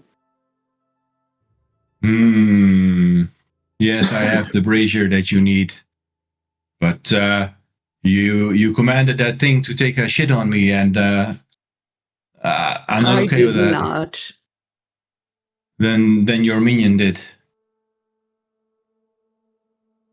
I will borrow you my brazier only if you swear to me that you will not do such a thing again, nor use your familiar to harass me. I will make that vow. And also for Harold, command him not to do it either. He has not harassed you, has he? He's the one who told you to shit. Yeah, he commanded his owl to shit on me. That's why I killed it in the first place. Well, neither he nor Kachugel will harass you. I will borrow her my brass brazier. Do I need anything else? I believe it's 10 gold. Okay. Well, that I think I have. Yeah, I think you have that gold, yes. Yep, we do. Grim would actually go up to Laurel and ask her, we were yelling at you to not attack that creature several times. Do you have something against it like Evan did?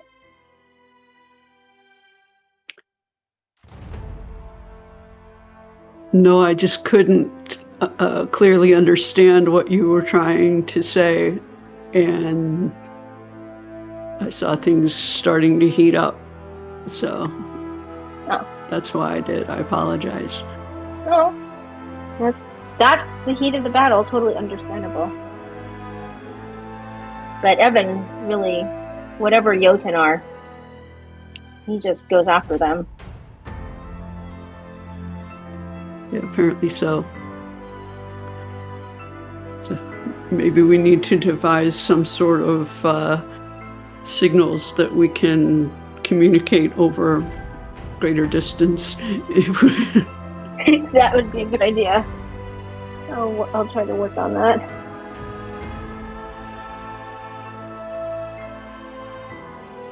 As all this is going on, the crew are showing the 3 new crew members on where to sit and how to, like, the aspects of rowing and all that good stuff. And Spin goes up to Calico. Are you ready to set sail, Captain? Yes. Let us be away from this place. And And make sure no one eats those apples. Fair. And where direction shall we go? We're headed northwest to the is the Well of Souls, or what is it again? Well of Wisdom. Oh, the Well of Souls. Wisdom. Isn't that Raiders of the Lost Ark? Yeah, I think so. Lost Ark. Well of Wisdom. So northwest. That's Is that where I think it is? Because I've used my thing. Yeah. We'll have to go between these islands. Well, yes. I assume. We can't row over the top of them. All right. Sailing northwest. Thank you for getting rid of that. All right. So 1, 2, 3. That's it for the day. So a long rest. And I need a con save from Navala and Grim. And then Scott's little thing.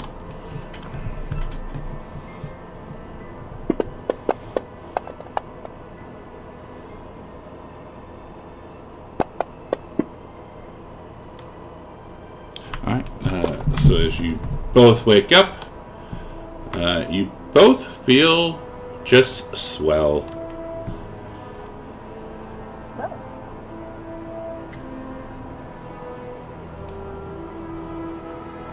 That, and get rid of this.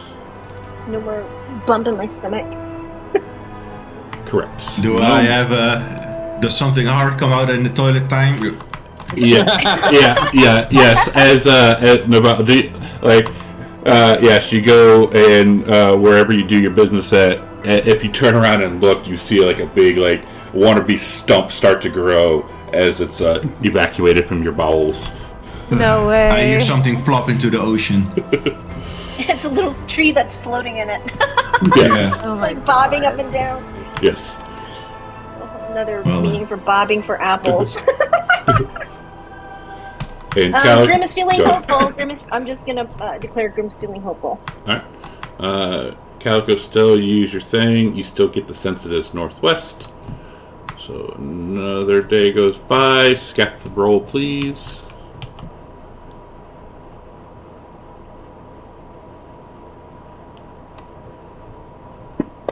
Come on, 1.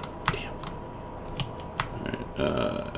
So as this day is starting to continue, in the distance, you see, somebody points this out. If you go to look, you see, as soon as I can pull the bloody thing up, you see a charred longship slowly sinking, drips past you. Glimmers of gold and silver peek out from the ruined ship. I'll pull alongside it. Okay. Can we get on board it and check it out? Absolutely. Okay. I'll call to the others. Say another damaged ship. I'm not eating anything aboard. Yeah, I have a question. Did we try to eat any of the food? I mean, we ate the apples, but what about the food? Because we had to throw. Yeah, if you go to eat any of the food, it's fine. The food's fine. I made sure to feed it to the dog first this time. Yeah. She would not eat it from your hand. Leave it on the floor. Okay. Yeah, let's go check this ship out. Alright, so going over to the ship, as you are starting to get on, you see that it is a funeral ship for a raider. Calico will hold up his hand and say, They never lit us on fire? This is a funeral ship. Maybe we should leave it alone. Shouldn't it be on fire? It is a charred longship. Oh. So, it has already been burned. On the other hand, it has been delivered to us. Do we know anything about? Yeah, is it like big time been... taboo or? Probably. To take something if it's already been offered? You are unsure?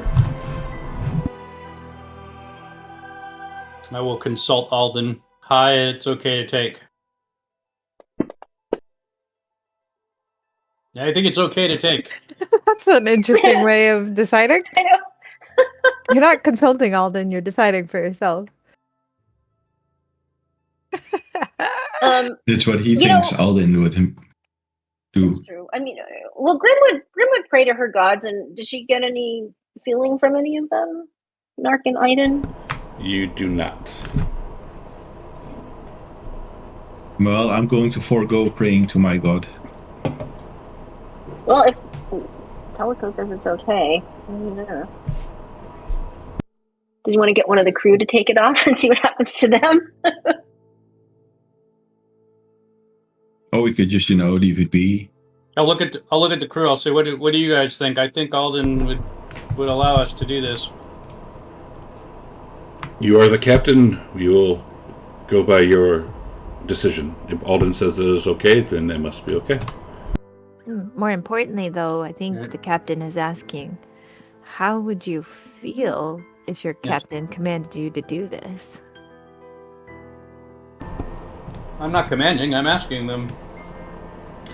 My point still stands. It's been steps up. Well, I personally have, it's money. He's not going to need it. All right. I will get on board the ship and look around and see what I can find. All right, roll me a D2 / roll 1D2. Roll 1d2. Roll d2. All right. Let's see here. Give me 2 seconds. Ooh, 50% chance of something that's gonna happen. Shot. Give me 2 seconds here. I'm gonna calculate.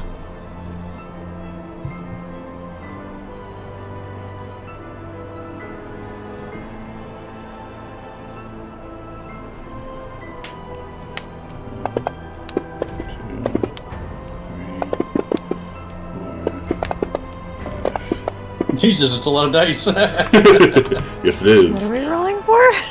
I'm calculating. He's calculating how badly I die and am reborn into my next form.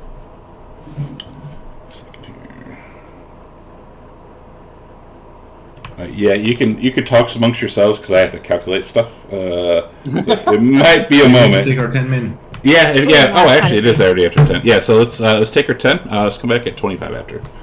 That's perfect. Alrighty. That went way faster than I. Wow, that's gone that quick already. Alright, stream. We'll be back in 10 minutes. So if you go away, please come back, and we will see you shortly.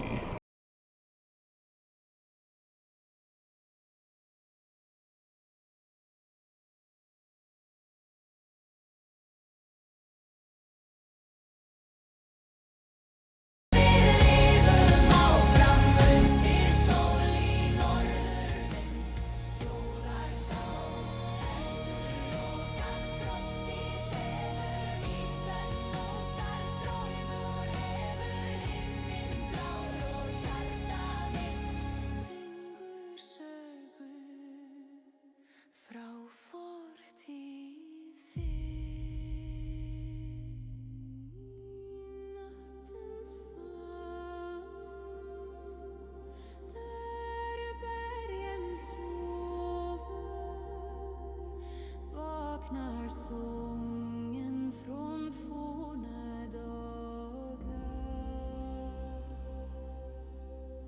Hon föddes ur storm och eld, av gudar vävd, av vinden ställd. Genom snö, genom is, hon går ett hjärta av Nordens spår. Hon bär det gamla röster med sig, som ekar mellan fjäll och sjö. Norrskenets saga lys för oss, låt elden sjunga i nattens blås.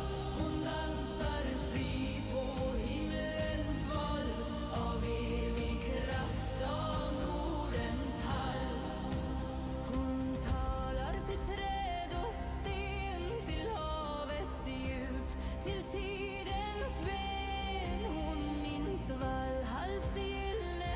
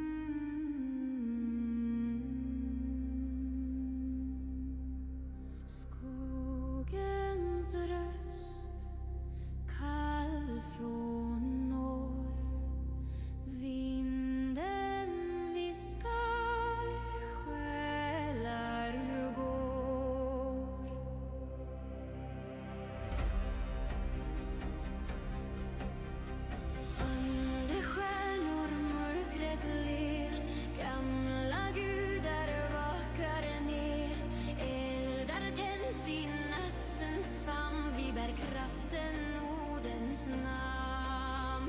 Skogens rök, starla hem, stormens hjärta, tidens hem.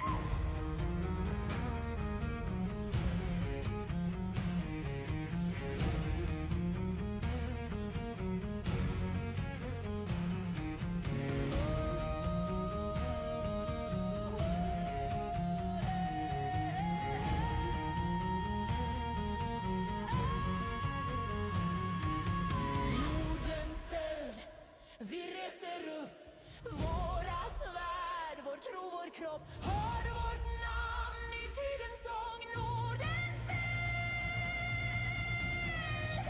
För evigt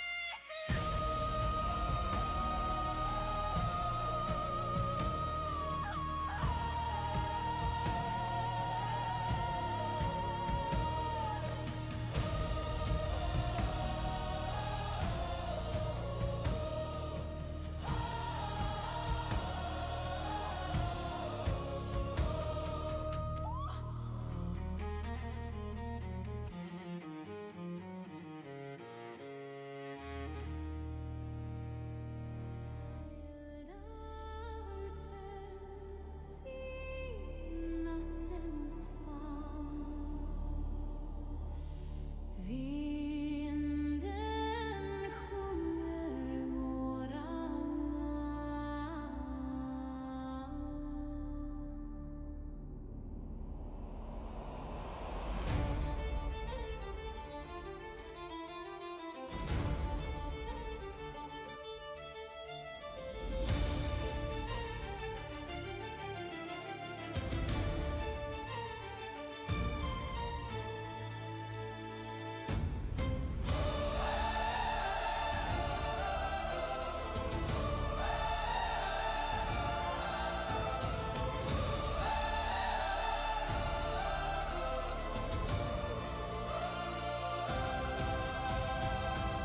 Under månen går jag fram med sköld och svärd i hand. Is och blod i samma flod, Nordens hjärta evig brand. Hör eldarnas röst, den kallar oss hem. Genom stormar, genom tidens sken. Vi står som sten mot nattens brand. Valkyr och sjunger vårt fosterland.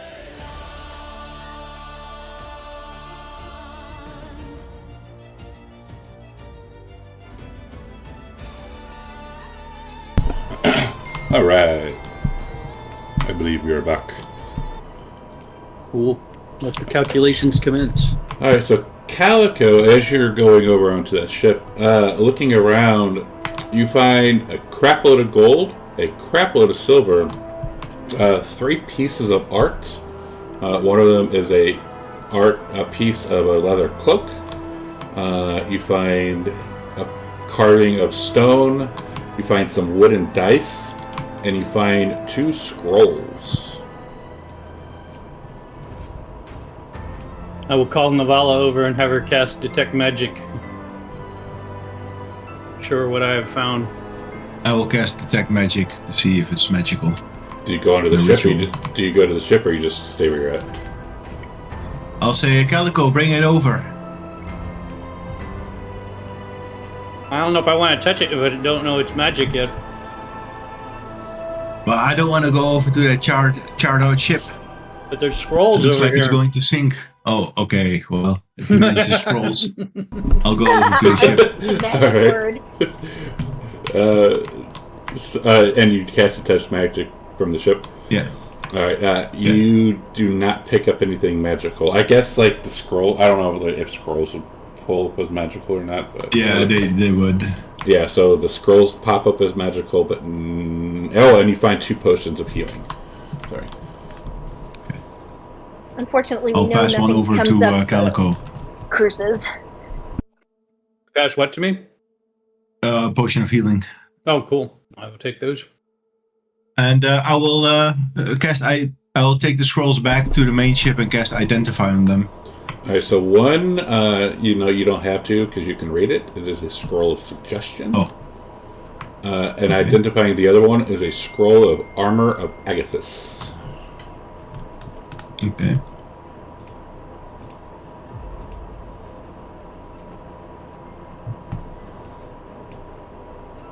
So let's see if I can actually learn any of those. So Navala was over on the ship, and that's when she just grabbed the potions and took one for herself and gave one to Calico, and she just took their scrolls. Okay. And she will hand the Armor of Agathis scroll over to Laurel, since she is the only one that can use it. I will put these into the Other party sheet. suggestion. Hang on. Party sheet, and scroll Thank you. suggestion. And I want Calico has to, the other items. Calico's agonizing a bit about whether he should take the gold and silver.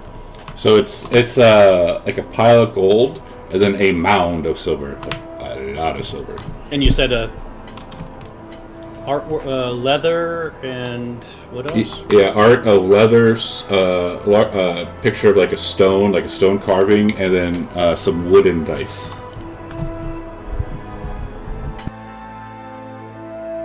I'll say, Grim, do you still have a healing potion? I'm gonna think about my history and see if I know anything about taking this kind of stuff off a ship. She does. She has one. She has potions of healing. I'll say, Snack, do you still have a healing potion?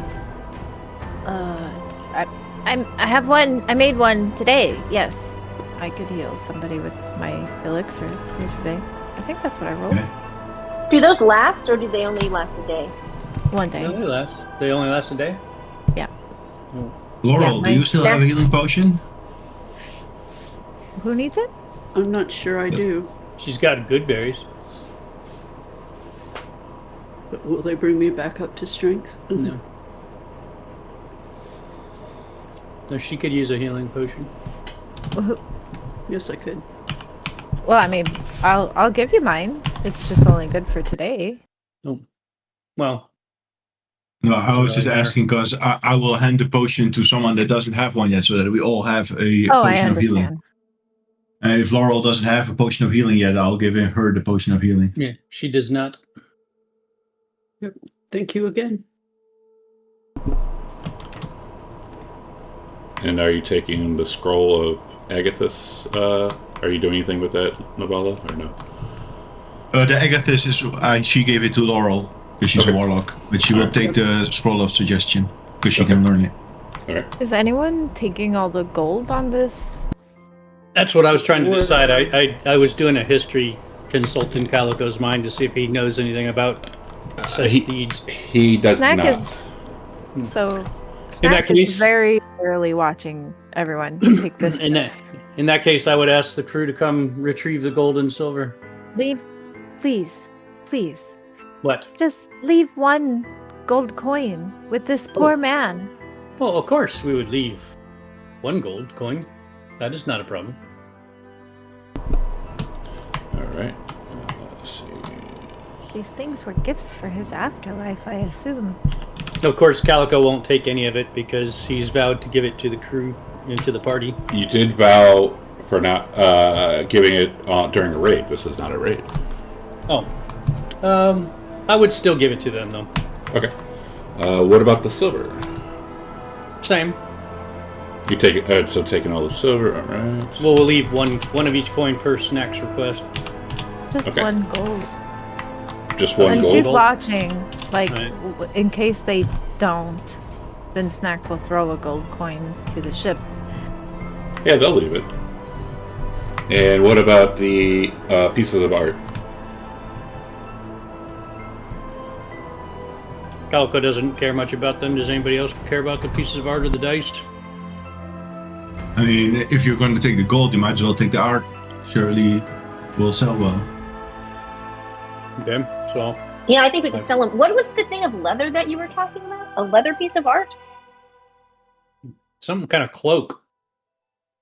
Is it a cloak or is it like art? It's art. It's like an art. It's like a little sculpture of a leather cloak. Oh, a sculpture of a leather cloak. But it didn't come up as Nothing Magical. came up as magical though. Nope, except for the scrolls. And he already identified those. So she already identified them. Very interesting. Do I recognize that cloak as because some people carry around totems of gods. Do I recognize it as having to do with a god or deity or something? You can roll a religion. In Calico, you got the other healing potion, right? Yeah. Okay. If you want to take it out of the party sheet. Grim, you do not know what this if this signifies anything religious.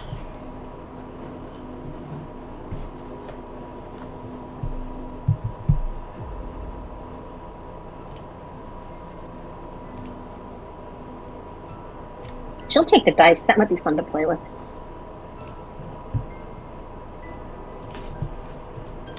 What do they just regular, 6-sided dice or something? Yeah, that's all they are.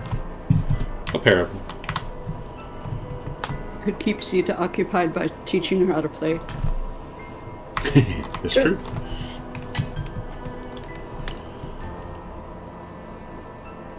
All right. Calico's not taking any money. Does everyone else gonna split it between everyone else? Snack wants none of it. All right. How about Evan, Grim, Laurel, Navala?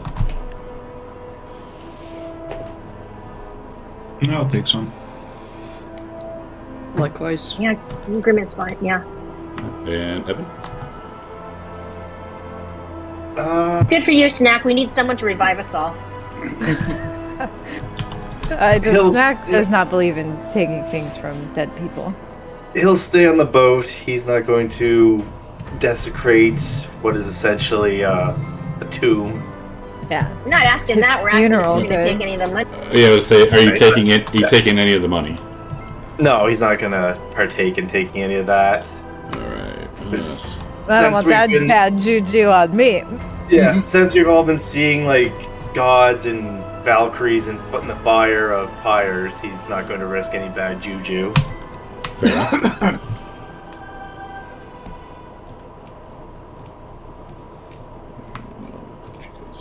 Grand Theft Mojo.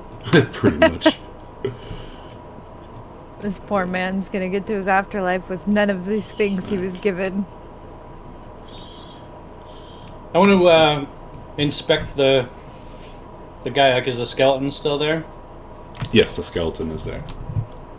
Can I tell anything about him or anything from which It skeleton? is a skeleton. It was wearing some armor, but it's all been completely burnt up. It's just a skeleton. It looked like he had a sword, but it's also been burnt pretty damn bad. So you don't think you could get any usable weapons or armor off of him? No, I was mainly just trying to figure out if I could deduce anything about him. There's no. If there were any clan markings, they have been burnt up.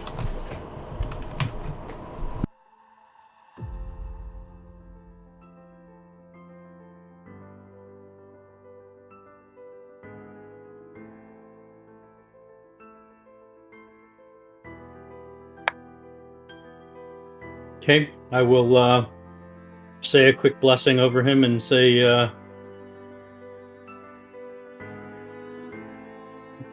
thank you, mighty hero. We really needed this wealth, and I will leave him my hat. Aw. That's nice. Yeah. That's real nice, gesture.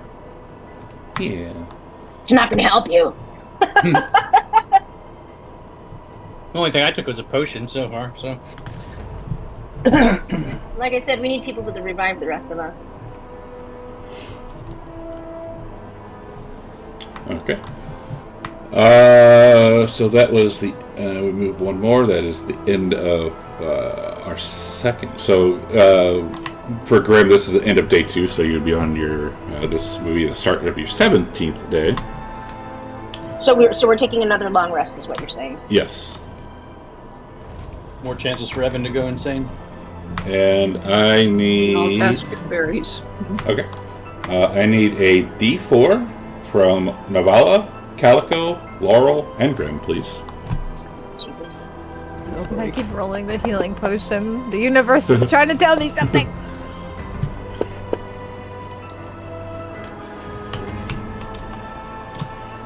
Second.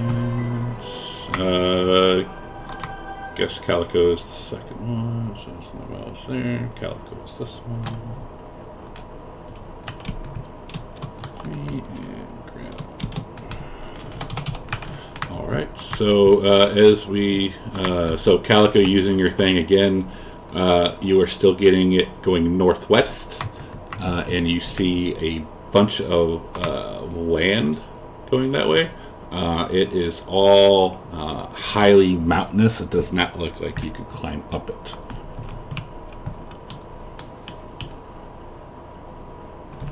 Okay. But we're still not close to the... You are still, yeah, we can, this is the beginning of the next day.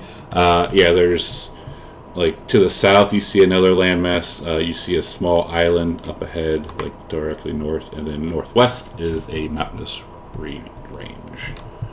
But we're not at the coast yet. No. If you want to keep going northwest to the coast, you're close enough to the coast. If you wanted to disembark, you can do so. I was thinking about asking Novella to send her familiar to see if she can see where we're going.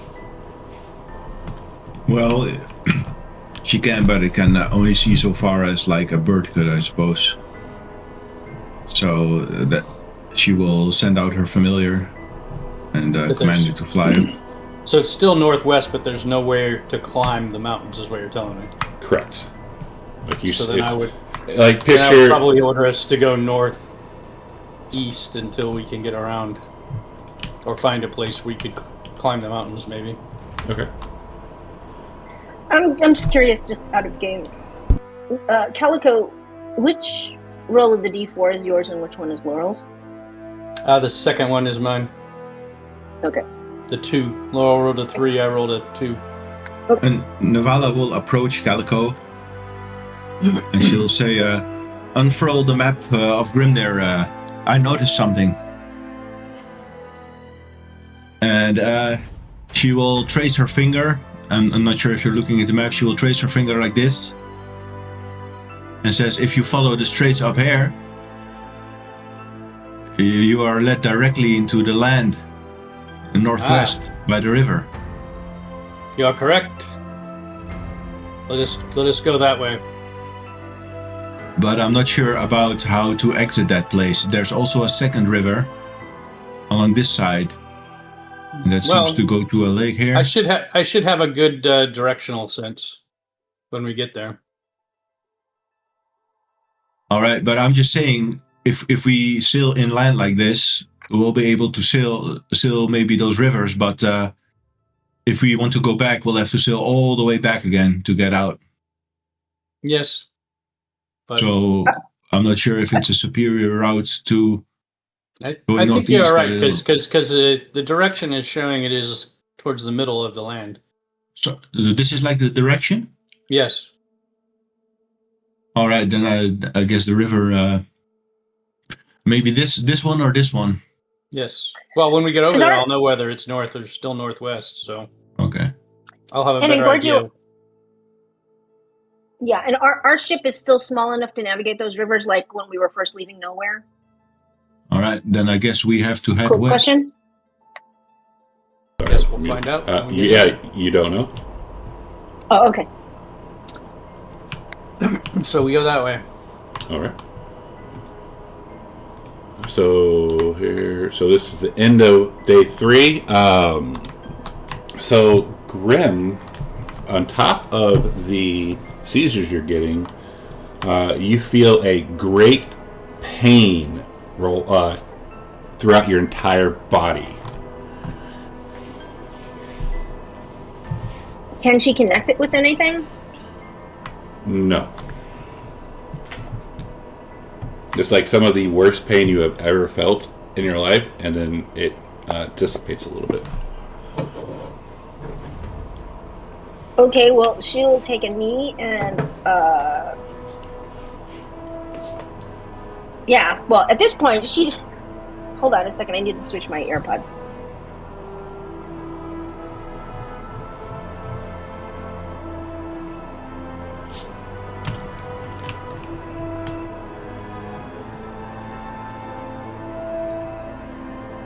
Hello, hello?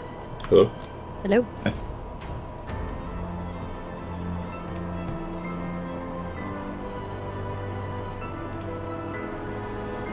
Hello? Hello? We can hear you. Oh, there we go. Okay. She's gonna, at this point, like, Grim is so used to feeling weird shit in her body. She's like, oh my god. But she'll take a knee and just kind of catch her breath. And groan. Because I'm sure if that, she'll probably cry out and say that. Okay. Grim. What's wrong? I don't know. I just, I've never felt pain like this before.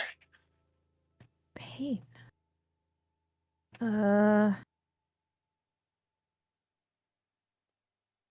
she look injured? She does not. I'll like gently help her sit down and. Well, what can I do for you? I don't know. I think I just need to sit down for now. I'll go fetch her some like water to drink. Yeah.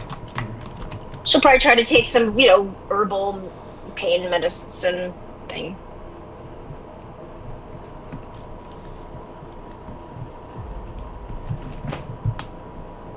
All Wish we right. could find a cure for you for what Laura ails asks, you. Could you use a healing potion?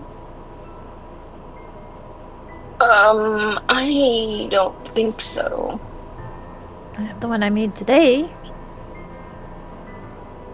I'll hand her Oh. my experimental elixir. Okay. Can't hurt to try.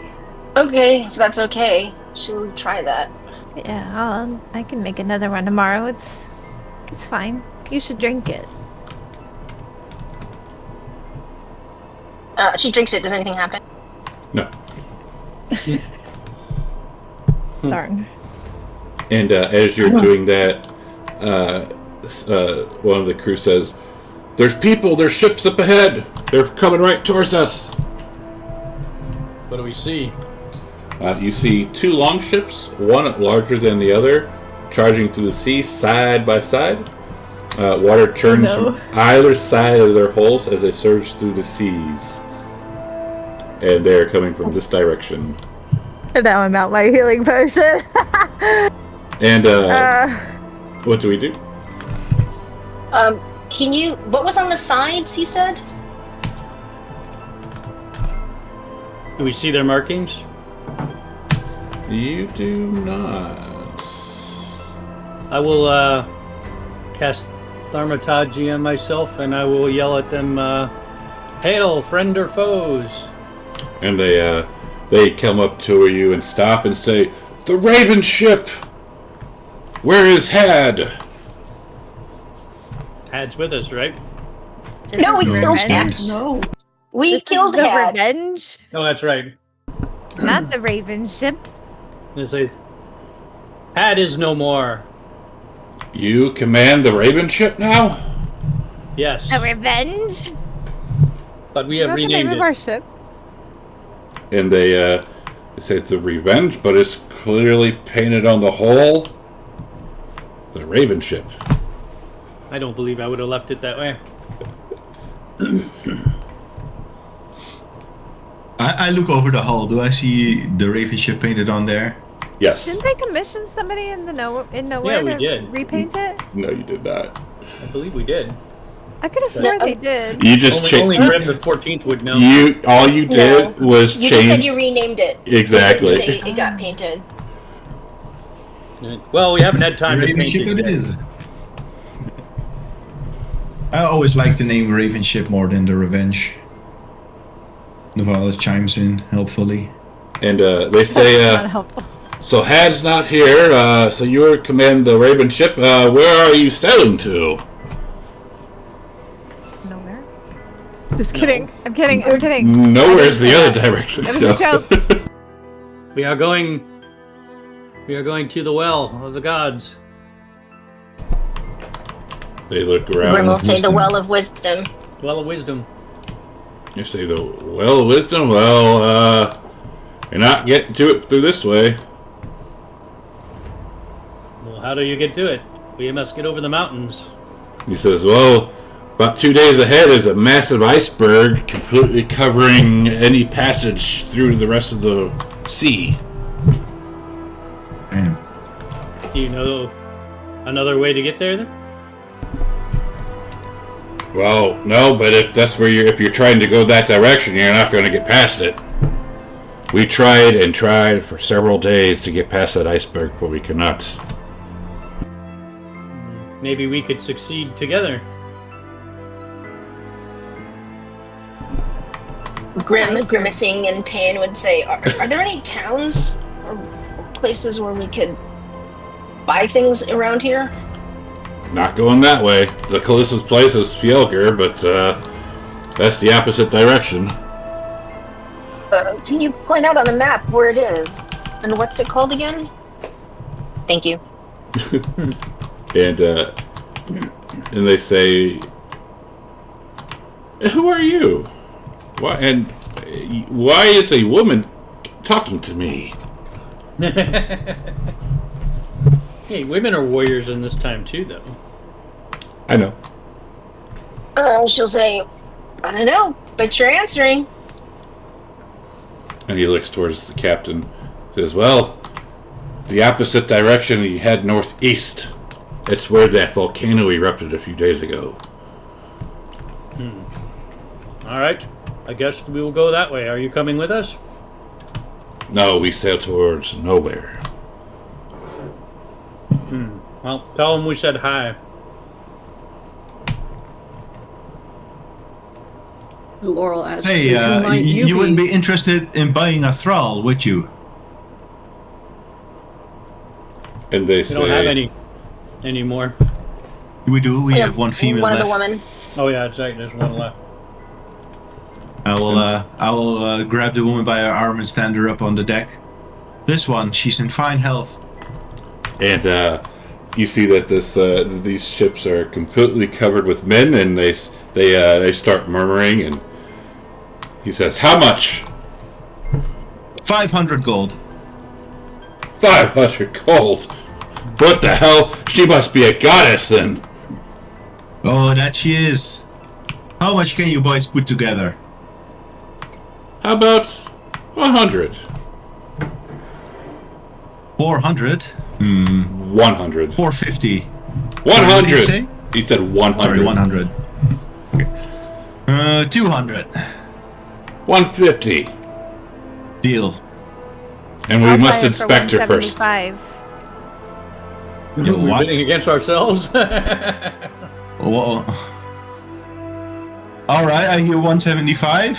Do I hear more from the?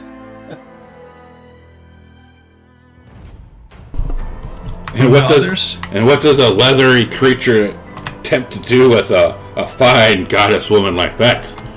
I need a new apprentice. It's not my concern what she does with her. And they say that's too rich for us.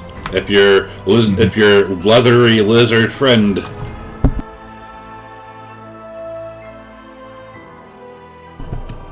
How about that's a sale to snack? Okay. And this woman wraps their arms around Snack and says, "Thank you so much."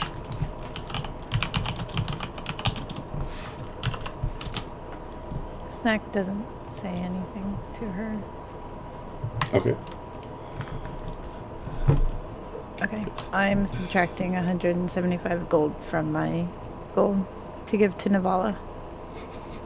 All right, and So does this make her my thrall? yes, She belongs to you now. I hereby transfer ownership of her oath of duty to Snack, the kobold. I say, she's your thrall now. I would say thank you, but you don't deserve it. Well, I love this function. you were there as well, Snack. Thanks to your combat prowess that we have thralls. Indeed. And she says, "Mr. Snack, what do you wish for me to do?"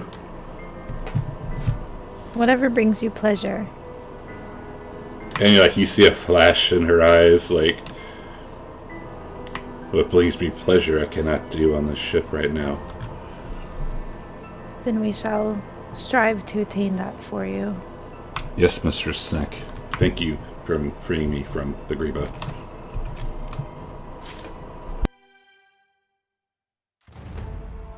It was only right.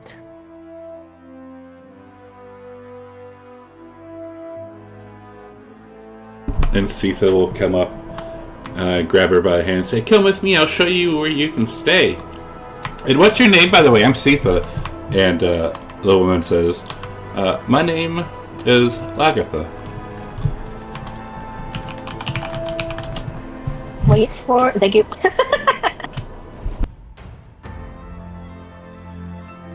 Lagatha! And they will disappear behind them. Vikings. I don't know what you're talking about.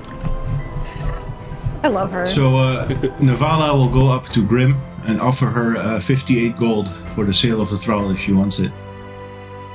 I'm sorry. What? What? What did you say? Navala will go up to Grim and offer her 58 gold for the sale of the thrall. Oh. He's sharing Like her the portion. She's sharing I the thought you were wealth. trying to buy her back from No. me. I know, that's No, I no, no. got misheard. confused. I misheard, that's all. Absolutely not. Grim will take it, and then she'll nod. And then thanks. she will go to Calico and offer him the same. And we'll make sure that the crew gets their share. So just go ahead and add 58 to my inventory. Well, actually, I don't have to share the sale of the thralls, right? It's up to you. You know your oath. Yeah, give it to the But crew. yeah. I want the crew to be happy. Even though they don't appear to acknowledge happiness very often. So what were you going to say, Grim? Oh, so just double check, just confirming. So add 58 to my inventory. Yeah. 58. Yeah, Okay. for the thrall, yeah. At least I assume you deducted your snack. I just subtracted 175 Right. gold from my total. Yes. So I just split it by 3 and gave it to Calico and Grim. Mm-hmm.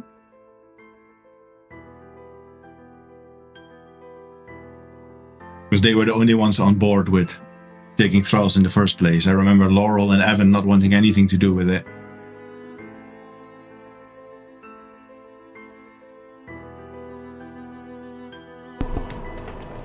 All right. Fair enough. Now they say sail this direction. Do we want to go that direction, or what do we want to do? Yep. Calico will look at Navala and roll his eyes like some navigator, and then we'll go the way I was going to go originally. It was actually the right direction. All right.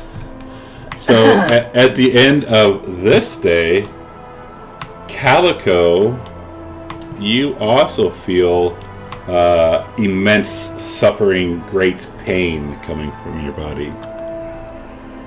I hack up a hairball. And it is some of the worst feeling you have ever felt in your life. And does Grim feel it too, or is it just Calico? Yeah, does it keep? Grim still feels it. Grim still feels it, yes. Okay. She's gonna start trying to figure this out. Like- and she Imagine it's like a persisting headache, but it just won't go away. Like a migraine, if you will. I will take the one healing potion that I got, and I will toss it in the ocean in offerings for healing. Okay. And I'll say, "I'm sorry, have it back." And I'll throw it back. The pain does not go away. Grim is putting 2 and 2 together, and she says, "Calico, can you use your directional ability to find that ship again? I think we probably should put the stuff back." I can try. I will, since it's a new day, I will use the power to see where the ship is. It is southeast. I guess we will go that way. And We're still sailing? well, this is the dawn of the new day. It's southeast, and I believe since you've seen it, you actually know exactly where it is. Let me double check. Yeah, I know exactly. It is. Thank God for that. It is. Permanent loop. It is a day southeast from you. I'll say I think we must return the items. Are you diving in to get your potion? Yeah, I guess I will retrieve the potion since we're going back to the ship. Okay.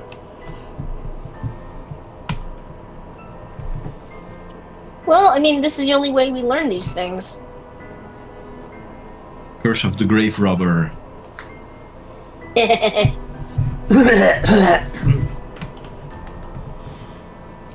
All right. So you get to where the sunken ship is. All right, so this is another day then? No, it's still the same day. Oh yeah, no, it's the next okay. day. Sorry, it is the next day. Sorry. It is next day. Okay, I'm keeping track of this. Yeah, because it took a day to get there. So I guess we load everything back upon the ship.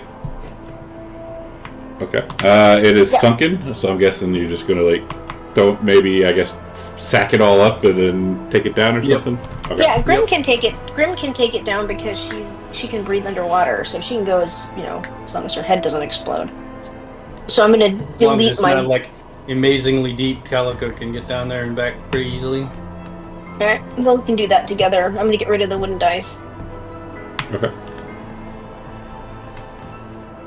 And Is everyone giving back the stuff, or is anyone keeping things? Totally. I'm giving back. Reluctantly, knowing what pain they have suffered, actually. If it's the third day, would Navala have suffered as well? Yes, Navala and Laura both are suffering this pain now.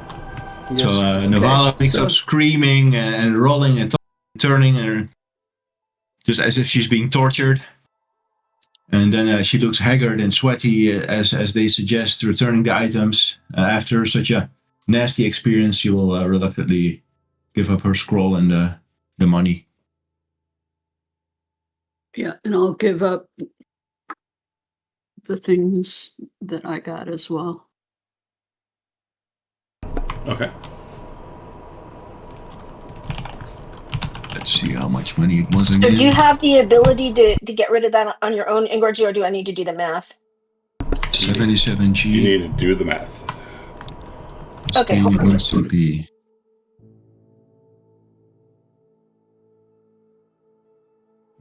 So we have to subtract that from ourselves? Whoever took the money, yes. Correct. I didn't touch So it. let's see. Yeah, if you didn't touch anything, you 755. don't need to delete anything if you didn't touch 7 anything. is 88. Minus. There. There, done.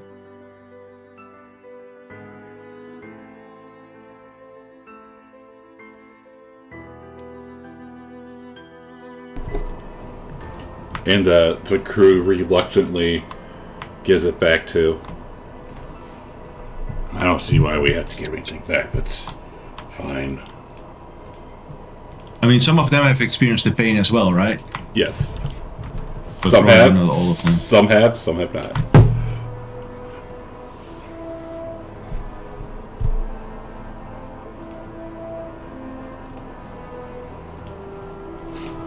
Okay, Grim dumped everything of hers. The wooden dice and all the money. And then we probably should give those potions of healing back too. Yeah, I did that already.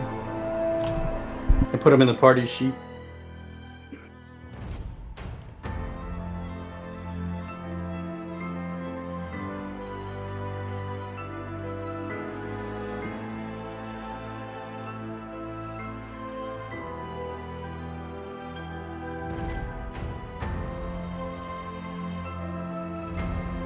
Do I feel better when I get rid of that?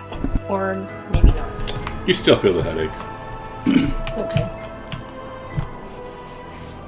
Well, everyone except for Evan and Snack feels this headache. And I guess Harold, but I think Harold probably in his pocket to mention. Harold feels fine. Snacks just going around checking on everybody if they feel okay. Including even Navala, regretfully. Calico would hack up a big hairball. I'm like carrying around like damp rags, giving them to put on their heads. Hopefully they feel better. I'm trying to mother everyone.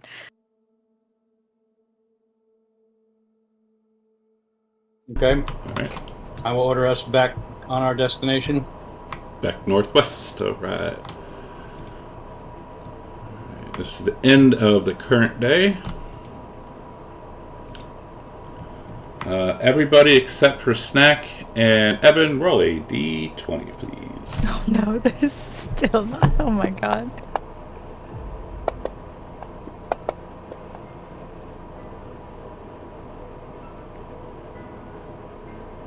One from Laurel, please.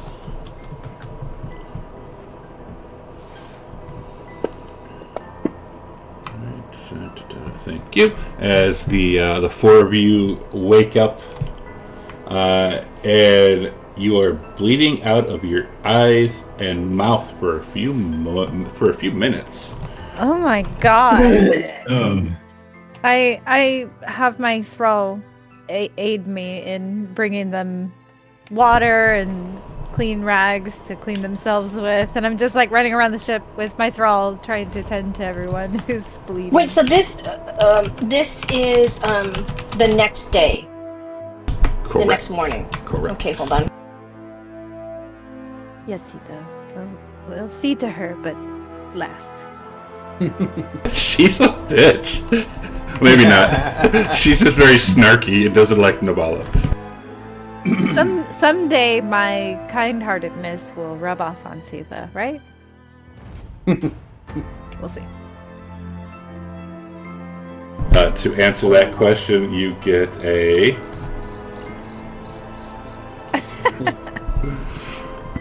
Or Navala will kill her.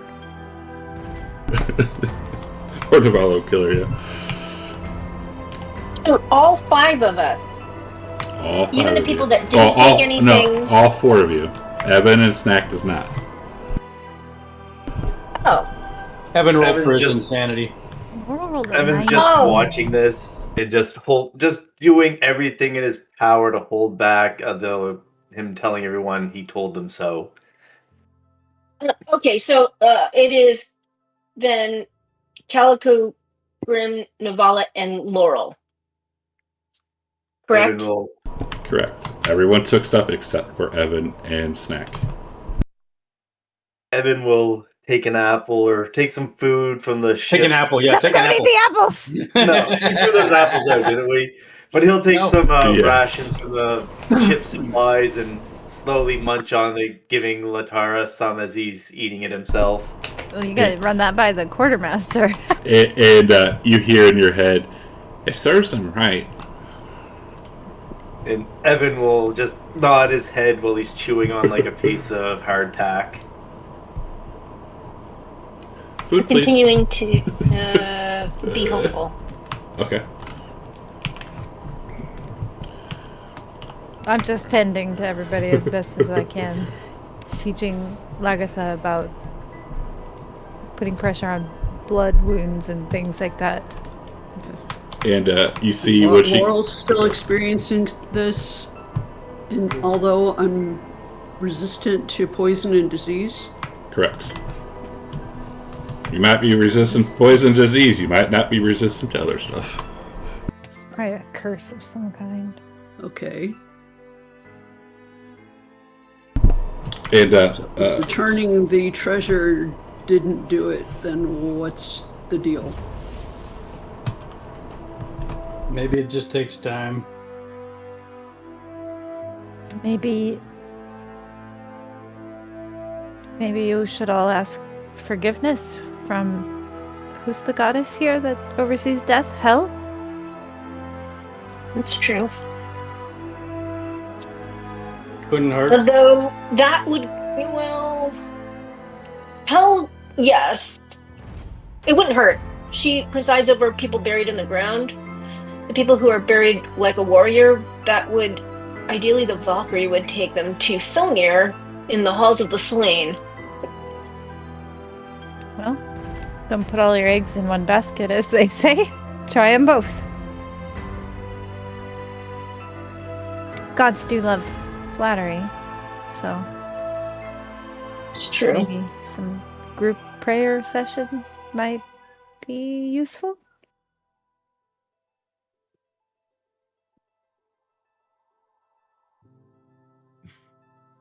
Navala Grim is going to- refuses, Grim- says, I don't pray to gods. Well, Grim is going to pray to Nark and Iden as well as Alden again because she didn't really know, so she Yeah. will ask for Calico forgiveness will for her join ignorance. in, asking for forgiveness as he hacks up more hairballs.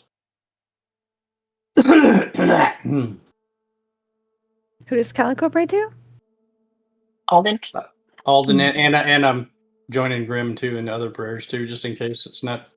Yeah, Hell and Thonir. I can't remember those two. And I'll join in. Every little bit helps. We're just doing the Benny where we have like one of each god's talismans. I love it. All right, so you said everyone's doing that except Navala because she doesn't pray to goddess. Yeah. Yep. All right. Navala, you could pray to our gods because since you're in this land, it might not hurt. I don't rely on gods. Okay.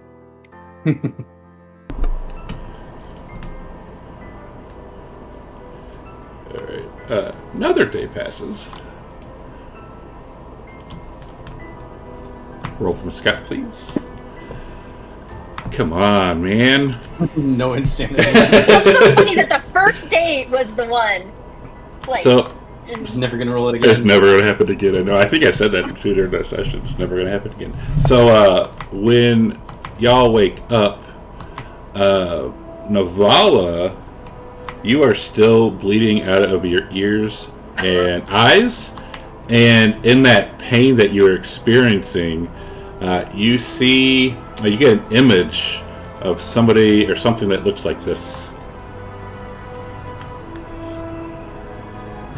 Oh dear.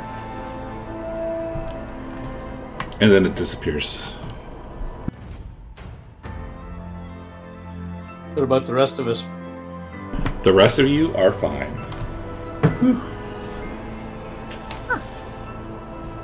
Glad to see your age feeling better today. Grim gave some snack and said, "That was a great idea." I don't know why I didn't think of it at first, but I think I was in too much pain to think clearly. As she has another seizure. Aw. I just try to hold her steady through her seizure, and then I say, I'm gonna go check on Navala. But she is hopeful. Hopeful. Mm-hmm.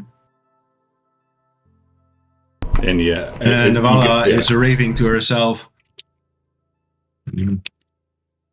covered in Navala. blood. You enjoy this, don't you? I will not ask for mercy from a creature that has none. I look around to see if I can tell what she's talking about or to. No, she seems to be talking to something you cannot see. Navala. And I'll like reach out to like grab her arm and spin her to look at me. Navala, snap out of it. Navala's eyes, they seem to be glazed over and they suddenly return back to snack. Oh, yes. Collect yourself. What happened? Nothing. That's a lie. Seems Noted. this curse or whatever is still afflicting me. Did you pray? Like I suggested? I see. Well, I think the others who prayed, they seem to be feeling better, so I'll be maybe you could fine. give it a try. Never. Even if your heart's not in it, you're pretty good at lying. No, I refuse to pray. Suit yourself. I'll be fine. I'll recover on my own. Well, thank you for allowing me to purchase the thrall. Yes. Is it your first thrall? In a manner of speaking. What do you know about thralls? Well, in my homeland, we have similar things, but the rules may be different. Yes, I've read up on the rules. It's a little bit like the Drach from my homeland, but it seems the Thrall have a little bit more rights in this land than they do where I am from. Oh, what kind of rights? It's a sort of contract between you and the Thrall that you take. Usually it's limited for a duration, and they are not allowed to disobey you or touch a weapon unless you adopt them formally. Adopt them? Yes, you can make them a member of your clan, and that will erase their own past and they will become part of your household. My clan. I see. Does this need to be witnessed by like a cleric or? Navala scratches the side of her head. You know, I have no idea if it needs to be witnessed or not. I don't precisely know how the exact nature of an oath of duty works, if it's enforced in any way. The raiders, they act like it's enforced and they act like it's a sacred oath, but I haven't seen anyone enforce it. I see. Thank you for the information. What do I owe you? What do you mean? Well, you never helped me of your own volition. I've helped you plenty, but maybe you have forgotten. Or do you not walk free? Indeed. You don't have to pay me, we're just having a conversation, and besides, I haven't forgotten that you've revived me more than once by now. You can expect the same in return from me. I also look at, I can see her robes are still enchanted with my enchantment as well, and I kind of will them to sparkle just a little in my presence. Yes, I understand, but not everything has to be business, Snack. After reviving me a few times, I feel I owe it to you to offer you the same service should something happen to you. Thank you, but isn't that just business of another kind? Well, call it what you want. Everything in life is either death or business. There's nothing else. That's an interesting perspective. You seem to be quite upset with all this Thrall business. Are you uncomfortable with it? She kind of clears her throat and says, "Good day," and walks away. Good day. Above table, I don't see anything in the PNB about thralls having to swear an oath or any length of servitude. All it says is that they're prisoners, and they are not allowed to touch weapons, and the only way they can avoid that and given a weapon is if they're adopted into the clan. So I have an above table question. Are the us player characters, are we considered to be a clan like of our own, or is this an actual familial relationship? Clans. I don't consider Grim doesn't consider herself to be part of the clan. She's part of another clan. Yeah. She's Okay. part of another clan, but We're not part of a clan. Yeah. No, Okay, this is a party. And technically we're not even a fellowship because we never took any kind of oath to each other. Perfect. Snack goes immediately after her conversation with Navala to find Calico. Calico's helming the ship as usual.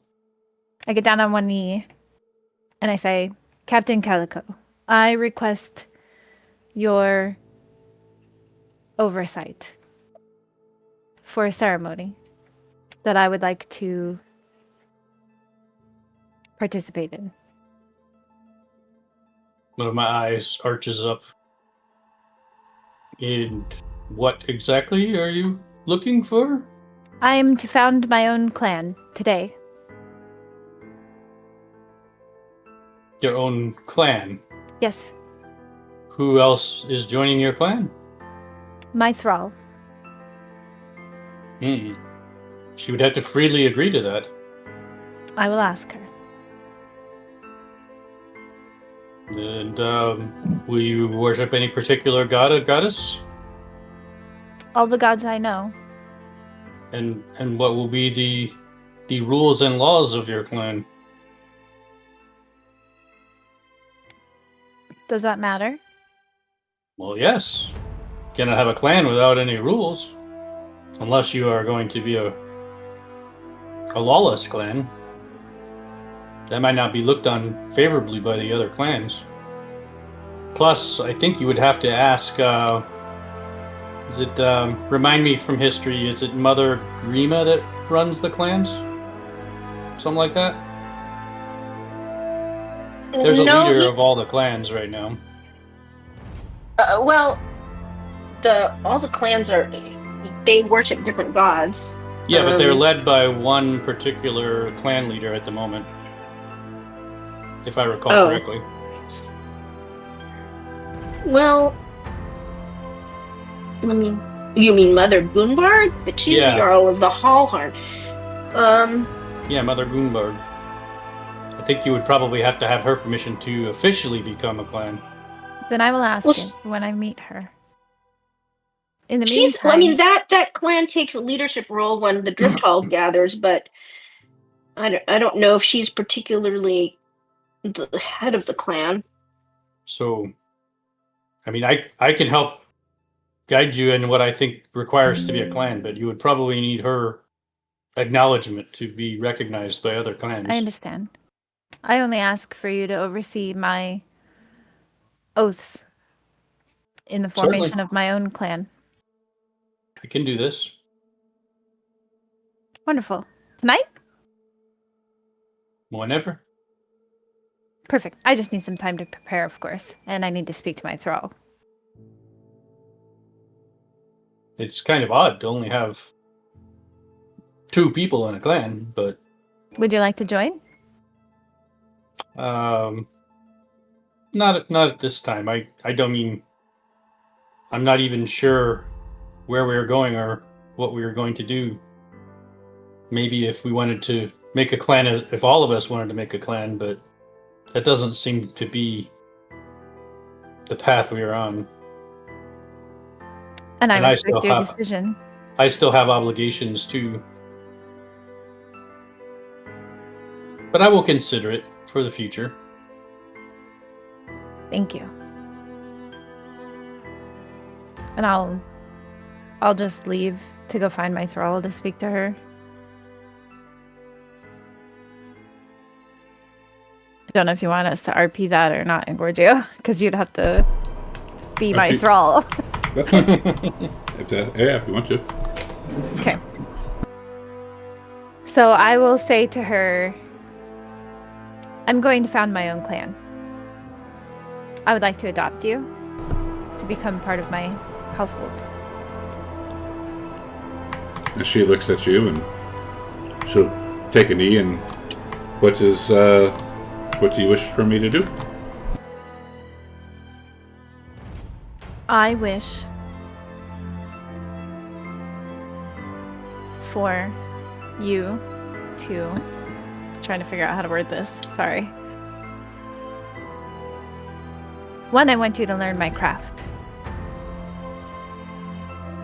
And everything you do in life must be for the betterment of others. Whether that's through generosity, kindness, or simply aiding those who are in need. And that's it. Do you agree? What about if they try to kill us? Can we kill them? You may, in the defense of your own life, or the defense of an innocent person, yes, you may fight to the death, if necessary. What about but you shouldn't ever call it upon yourself. Bring ire such that you can't wantonly murder people. And what about raiding and loot?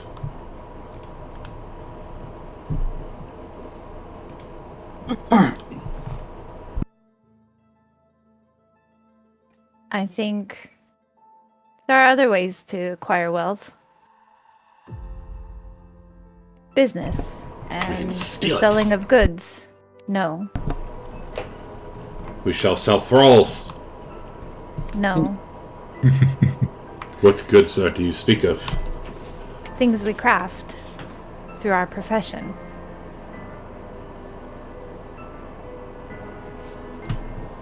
And she scratches her blonde head and what kind of it? I've only been raised as a warrior. I don't know about this crafting stuff. I will teach you, if you are willing to learn. And what is the clan name?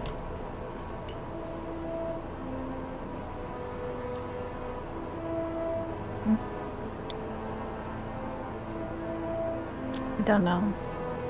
I need to think about that. She says that is quite an odd name. Very clan. Do you have a suggestion? Is there a word that means honor in your language? And she says, yes, it is called Hide. I'll just type it out. You just take it. Hyder. I like it. We will be that. Clan Hyder. And the All Jarl approves of this. We'll have to ask them when we meet them. But tonight, I can get the cleric to oversee your oath to me and my oath to our new clan. So may it be. And that means if the bitch tries to hurt me again, I can kill her. Indeed. Speaking, of course, about love. Everybody's always mean to Navala. Yeah, all the NPCs have a hate boner for her. Yep, and Snap just gave hers permission to kill Navala. I thought it'd be Only- really interesting. Nah, not worried about a slave. She won't be a slave much longer. And she will nod in agreement. My axe is yours, mistress. She says, my axe is yours, Jarl Snack. Jarls. Let's go! I thank her, and I embrace her. It is done. And then we'll go see Calico and ask him to oversee our oaths.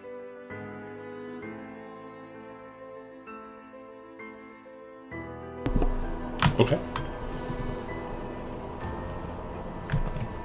Calico. Do you have some Calico kind of finds- outfit? Yeah. Calico finds a nice big billowy robe.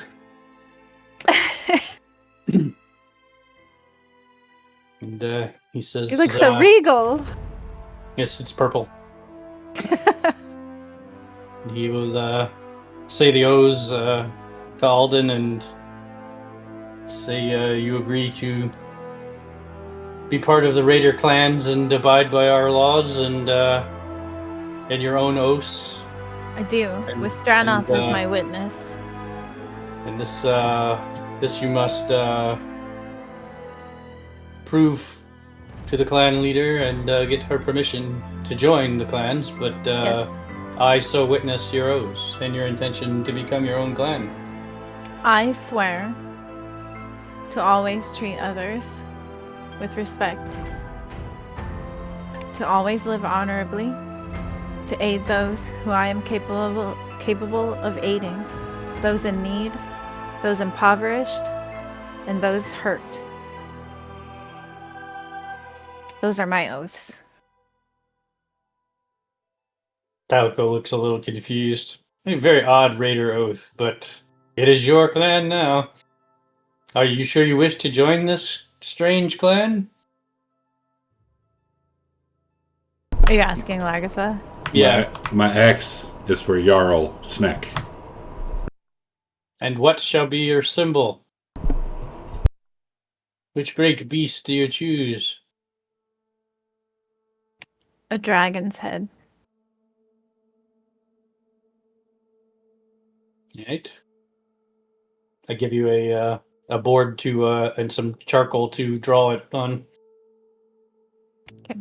I draw the symbol of Dranoff. Lagatha says, "What's a dragon?" Me, but mightier. Calico observes your work, and he would like to see you roll a skill check to draw that. Okay. What check? What would it be, Engorgio, for drawing? What the hell is that? Where's Sleight of hand? Yeah, I think that's what you did last time when she was drawing the stick figures. In the tower or in the open? No, in the open. Open's fine, yeah. Oh god. Remember, you still have inspiration. Oh yeah, I'm gonna use it. So just roll again, right? Oh come on! It's a very crude stick figure. Yes, it's a very crude-looking dragon. Child's drawing. Yeah. It is quite fearsome. I say it, and I hope she believes me. All right, congratulations. That is all I can do for you now until it is time for you to be formally adopted into the clans. Thank you. We are Clan Hyder. Hail Hyder. Yeah. I'm not I saying have to that. say, I have to say, I have not found anything that says Mother Gunbarg is in charge. They only take a leadership role in the gathering, but I don't know, honestly, unless you want to make this lore and canon. I don't think. I read it needs as to- like she's in charge of when all the clans get together. She's in charge. The clan traditionally takes a leadership role when the Volv convene the Drift Hall. Yes. But that's all it says. It doesn't say that people have to ask her, and I doubt they would actually ask her permission because most of the clans war with each other, and they only come together and try to air out their grievances during the Drift Hall, which happens every 8 years. This is Calico's interpretation, so maybe he's wrong. He is Jack only has no three. intention He is of only 3 making years old. war, so I can't picture a scenario in which they wouldn't accept me as a clan when my clan is small and unpowerful, right? So no one would be threatened by me. Additionally, I have no intentions of making war with any of the other clans. I have intentions of making my way as a businesswoman. Plus, Snack doesn't know any better anyway, so. Business clan. It's true.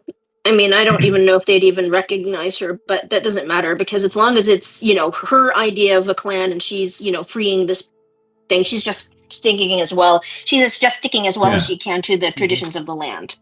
I mean, I guess that's a Indeed. question for you, Engorgia. Would Calico interpret it the way I'm interpreting it or not from what he knows about clans? From what you know about clans, I think you would interpret it as the way you are. All right, that's what I thought.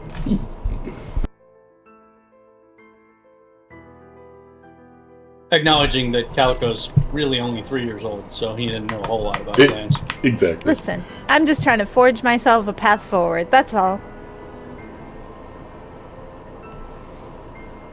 You go, Snack. All right, So- I will I take see- I off see my a rich priestly future for robes Snack. and put my captain's uniform back on.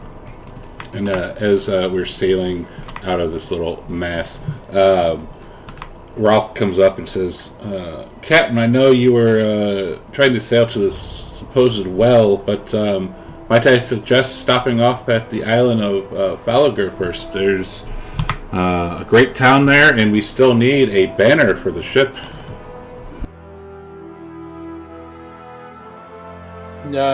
I look to the companions and say, "What say you? Should we stop at the town?" Well, that's the place that those raiders told us about. Yeah, That's the we were nearest going town. there So anyway. we were heading there before we took this detour to return the stuff. Yep. All right, that's where we will go. All right, another And day. I will order them to go across the bow and rework the name of the ship to what we want it to be. Okay. He'll say, maybe we should do that in ports, because if we are sailing while it is wet, the letters will run.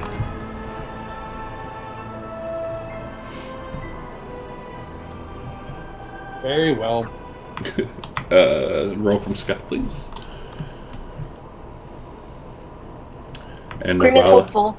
Navala once again as you wake up bleeding from your ears and your mouth and your eyes, and you get a picture of this. And then I need a D12 from you, please, Navala.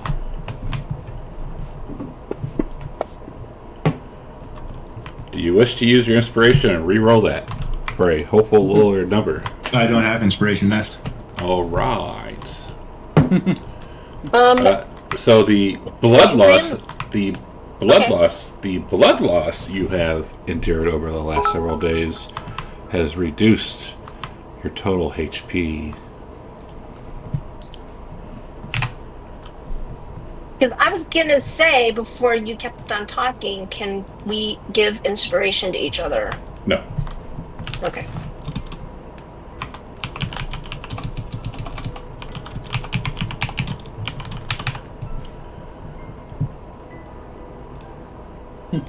And as Nabala's witnessing or suffering through this again, Snack, you hear Lagatha says, "I'll go take care of her if you want me to."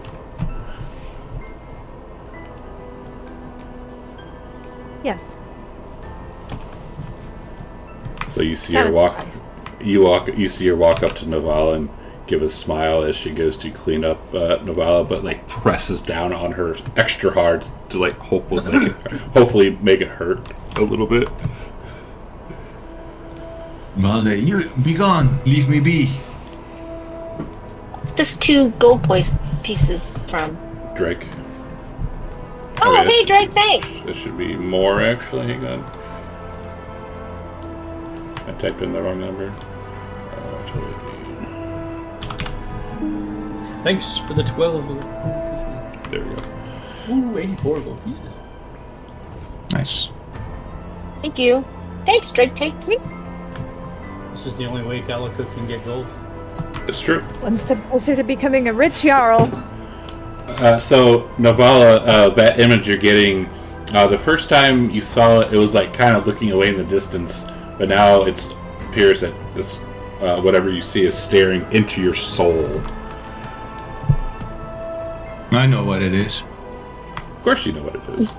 Grim would go to Navala and try to take care of her. And Navala will take Grim's hand in her sweaty. Say, Grim, it's over for me. You can have my stuff. And if you encounter another like me, don't trust them. They're dangerous. Grim's laugh kind of darkly chuckles and says, "It's not over for you. What's happening? We got better when we prayed to our gods." No, not mine. The demon webs. They're calling me. Have you thought about praying to her? I don't know your god. You need to do something. Can you do something and just live another day? I don't know. I can live for now, but I'm feeling weaker and weaker. She says, "You can have my gold." No, she says, sometimes you have to do things you don't like to in order to get what you need, and we need you. You don't know her. No, I don't. What will happen if you pray to her? Nothing good. Well, If I get her attention, it's over for me anyway. Perhaps it would be better than dying? Live to fight another There day. are things worse than death, and one of them is my goddess.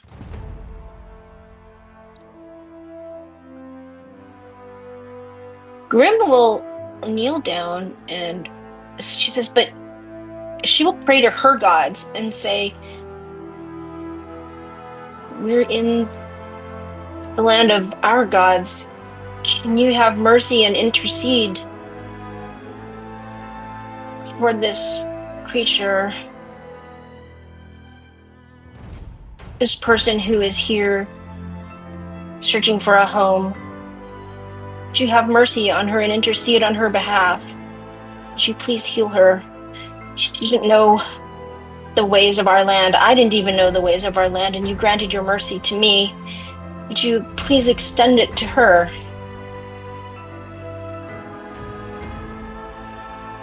You get the sense of nothing happening.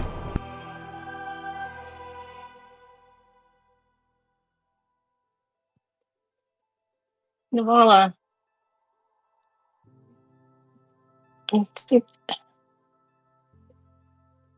Take a chance. You don't want to die in a foreign land. You're right, I don't. But if I pray to my goddess, misfortune will befall me. My soul will be drawn into the demon webs to be tortured forever. What happens if you die and you don't pray to her? Where does it go then? Hopefully, perhaps, your Valkyries will come for me. Will you burn my body? Yes, but Perhaps it is a way to escape her for good in this distant land.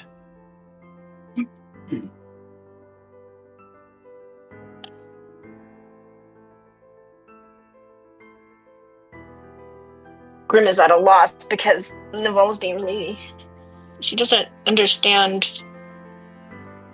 She understands there are things worse than death, and she doesn't want to condemn Navala to that, but she also sees that she's dying, and she doesn't know what to do.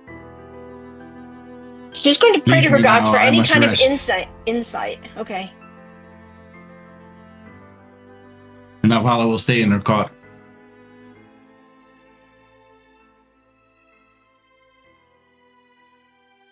Is she staying in there all day? Yeah. Okay. Evan will go and just kind of like loom over her cot, just looking down at her with his arms crossed. Without Come to gloat. like a Have disappointed your final father. laugh, Evan. Why can't you just swallow your pride? If you won't pray to your own goddess, then pray to one other. Maybe another god will take pity on you. I don't know any of your gods. Now, then maybe time would be a good time to learn.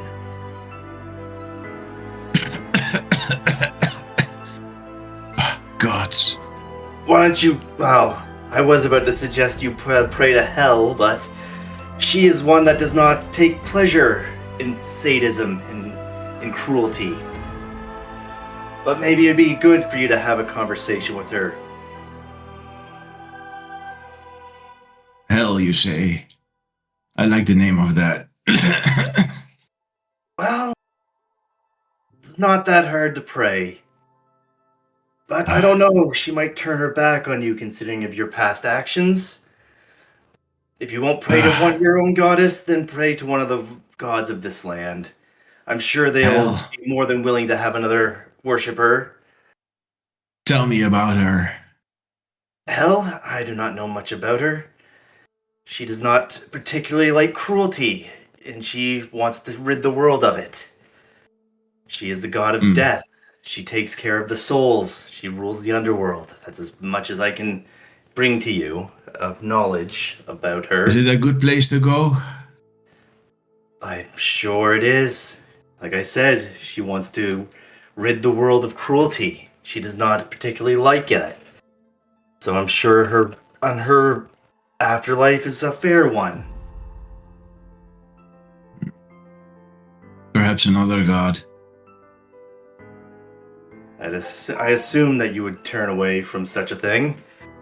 Well, pray, I'm sure there's other gods in the land that you come from. Perhaps they'd be willing to hear you out.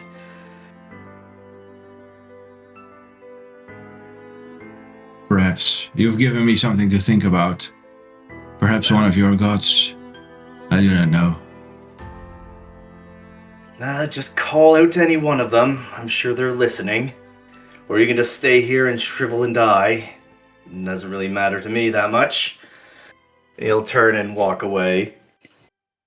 And Navala will go to sleep. And as you walk away, Sita walks up and, as you're sleeping, whispers in your ear, I lay claim to the wand. And she runs away.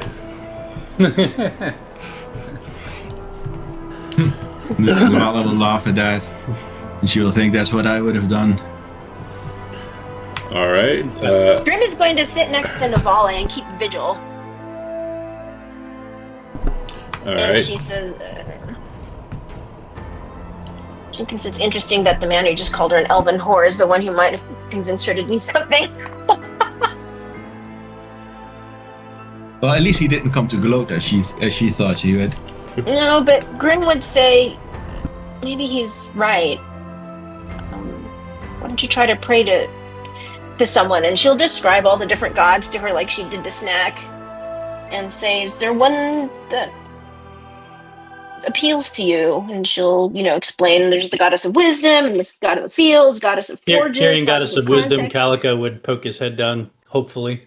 goddess of will, god of hope, god of battle, lady of the dead. The guy who brings the people to the afterlife Thonir, and then there's the Murgle, the guy who's the trickery, the one who was treacherous, but I wouldn't necessarily go for him. But those are considered And, Navala will say, she will look over, and her eyes will fall upon the bust of Murgle. Him. He will be the one. and she explains that he is the god of trickery. And his body supposedly is what Grimnir is made of. I like that. Perhaps he can trick my goddess to spare me. Okay. And she'll say, can you bring me the bust? Yeah, she'll bring her the bust. And Navala will put her bloody hand on it. And she will close her eyes. And she will pray to Murgle. Murgle, if you really exist, no god has ever done anything for me but cause suffering and pain. But you are a trickster. Can you trick my soul away from this fate? That's what she says in her mind, in her prayer. And then she says, thank you, Grim, but I wish to sleep now. And she said, do you mind if I sit next to you to keep people from bothering you? All right, thank you.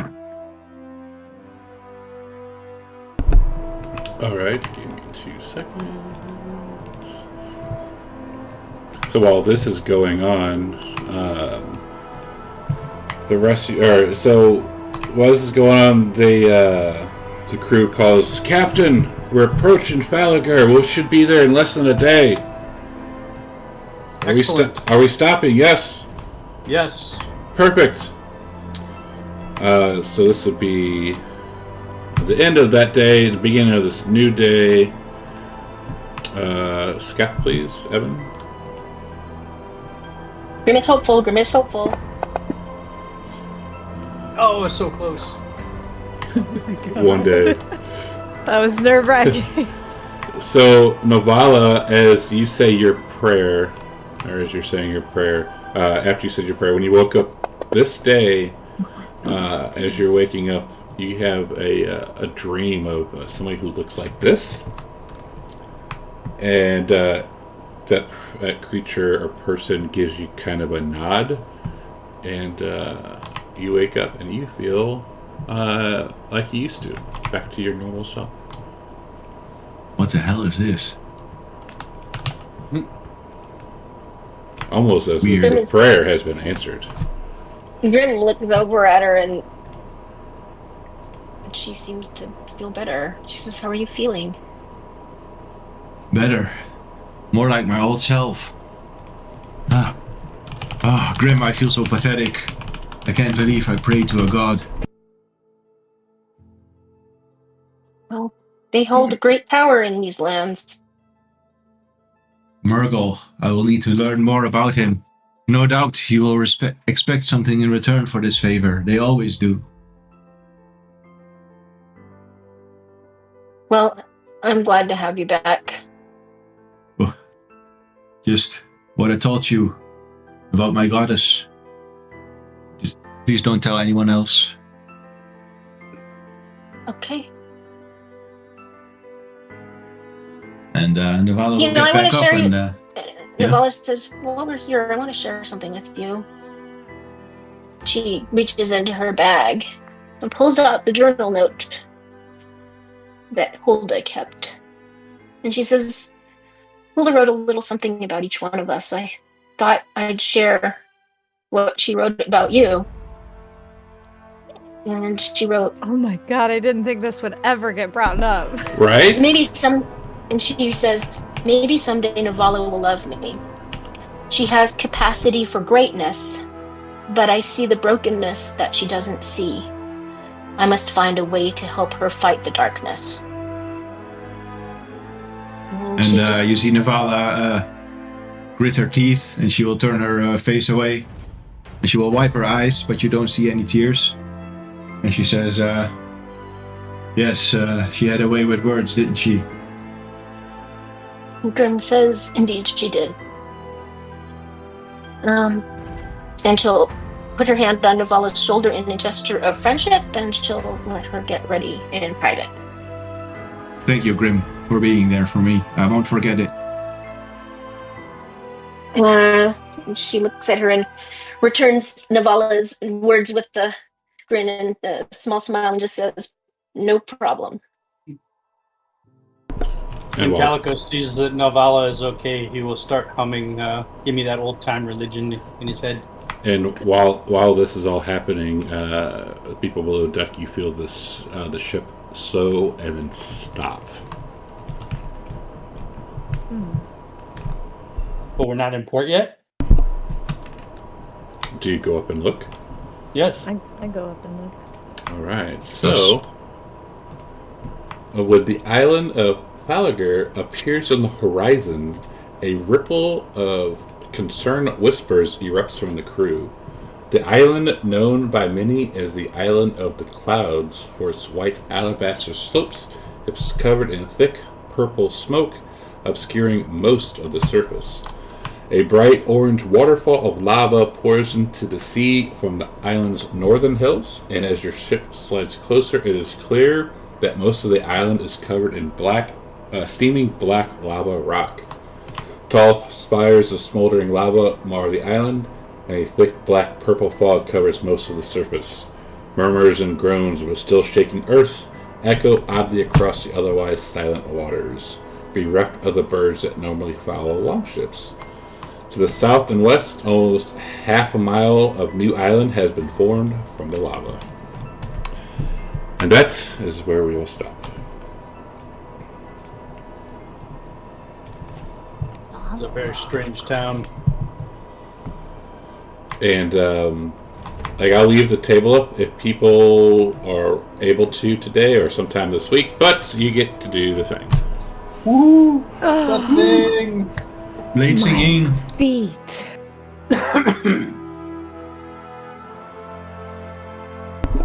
Sus. Laurel's been waiting to do the thing. Sus I've been thing. waiting for this for so long. We're leveling up, right? Yes. Yes. That is the thing. That is the code word.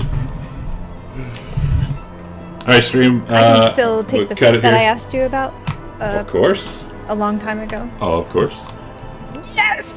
Yes. Can you please share in the chat the description of the did you have a description written down for the funeral boat? Yeah. You're gonna make me find it again, aren't you? Well, because I don't want to. I mean, it's either that or I transcribe it. Oh, are you doing the recap again?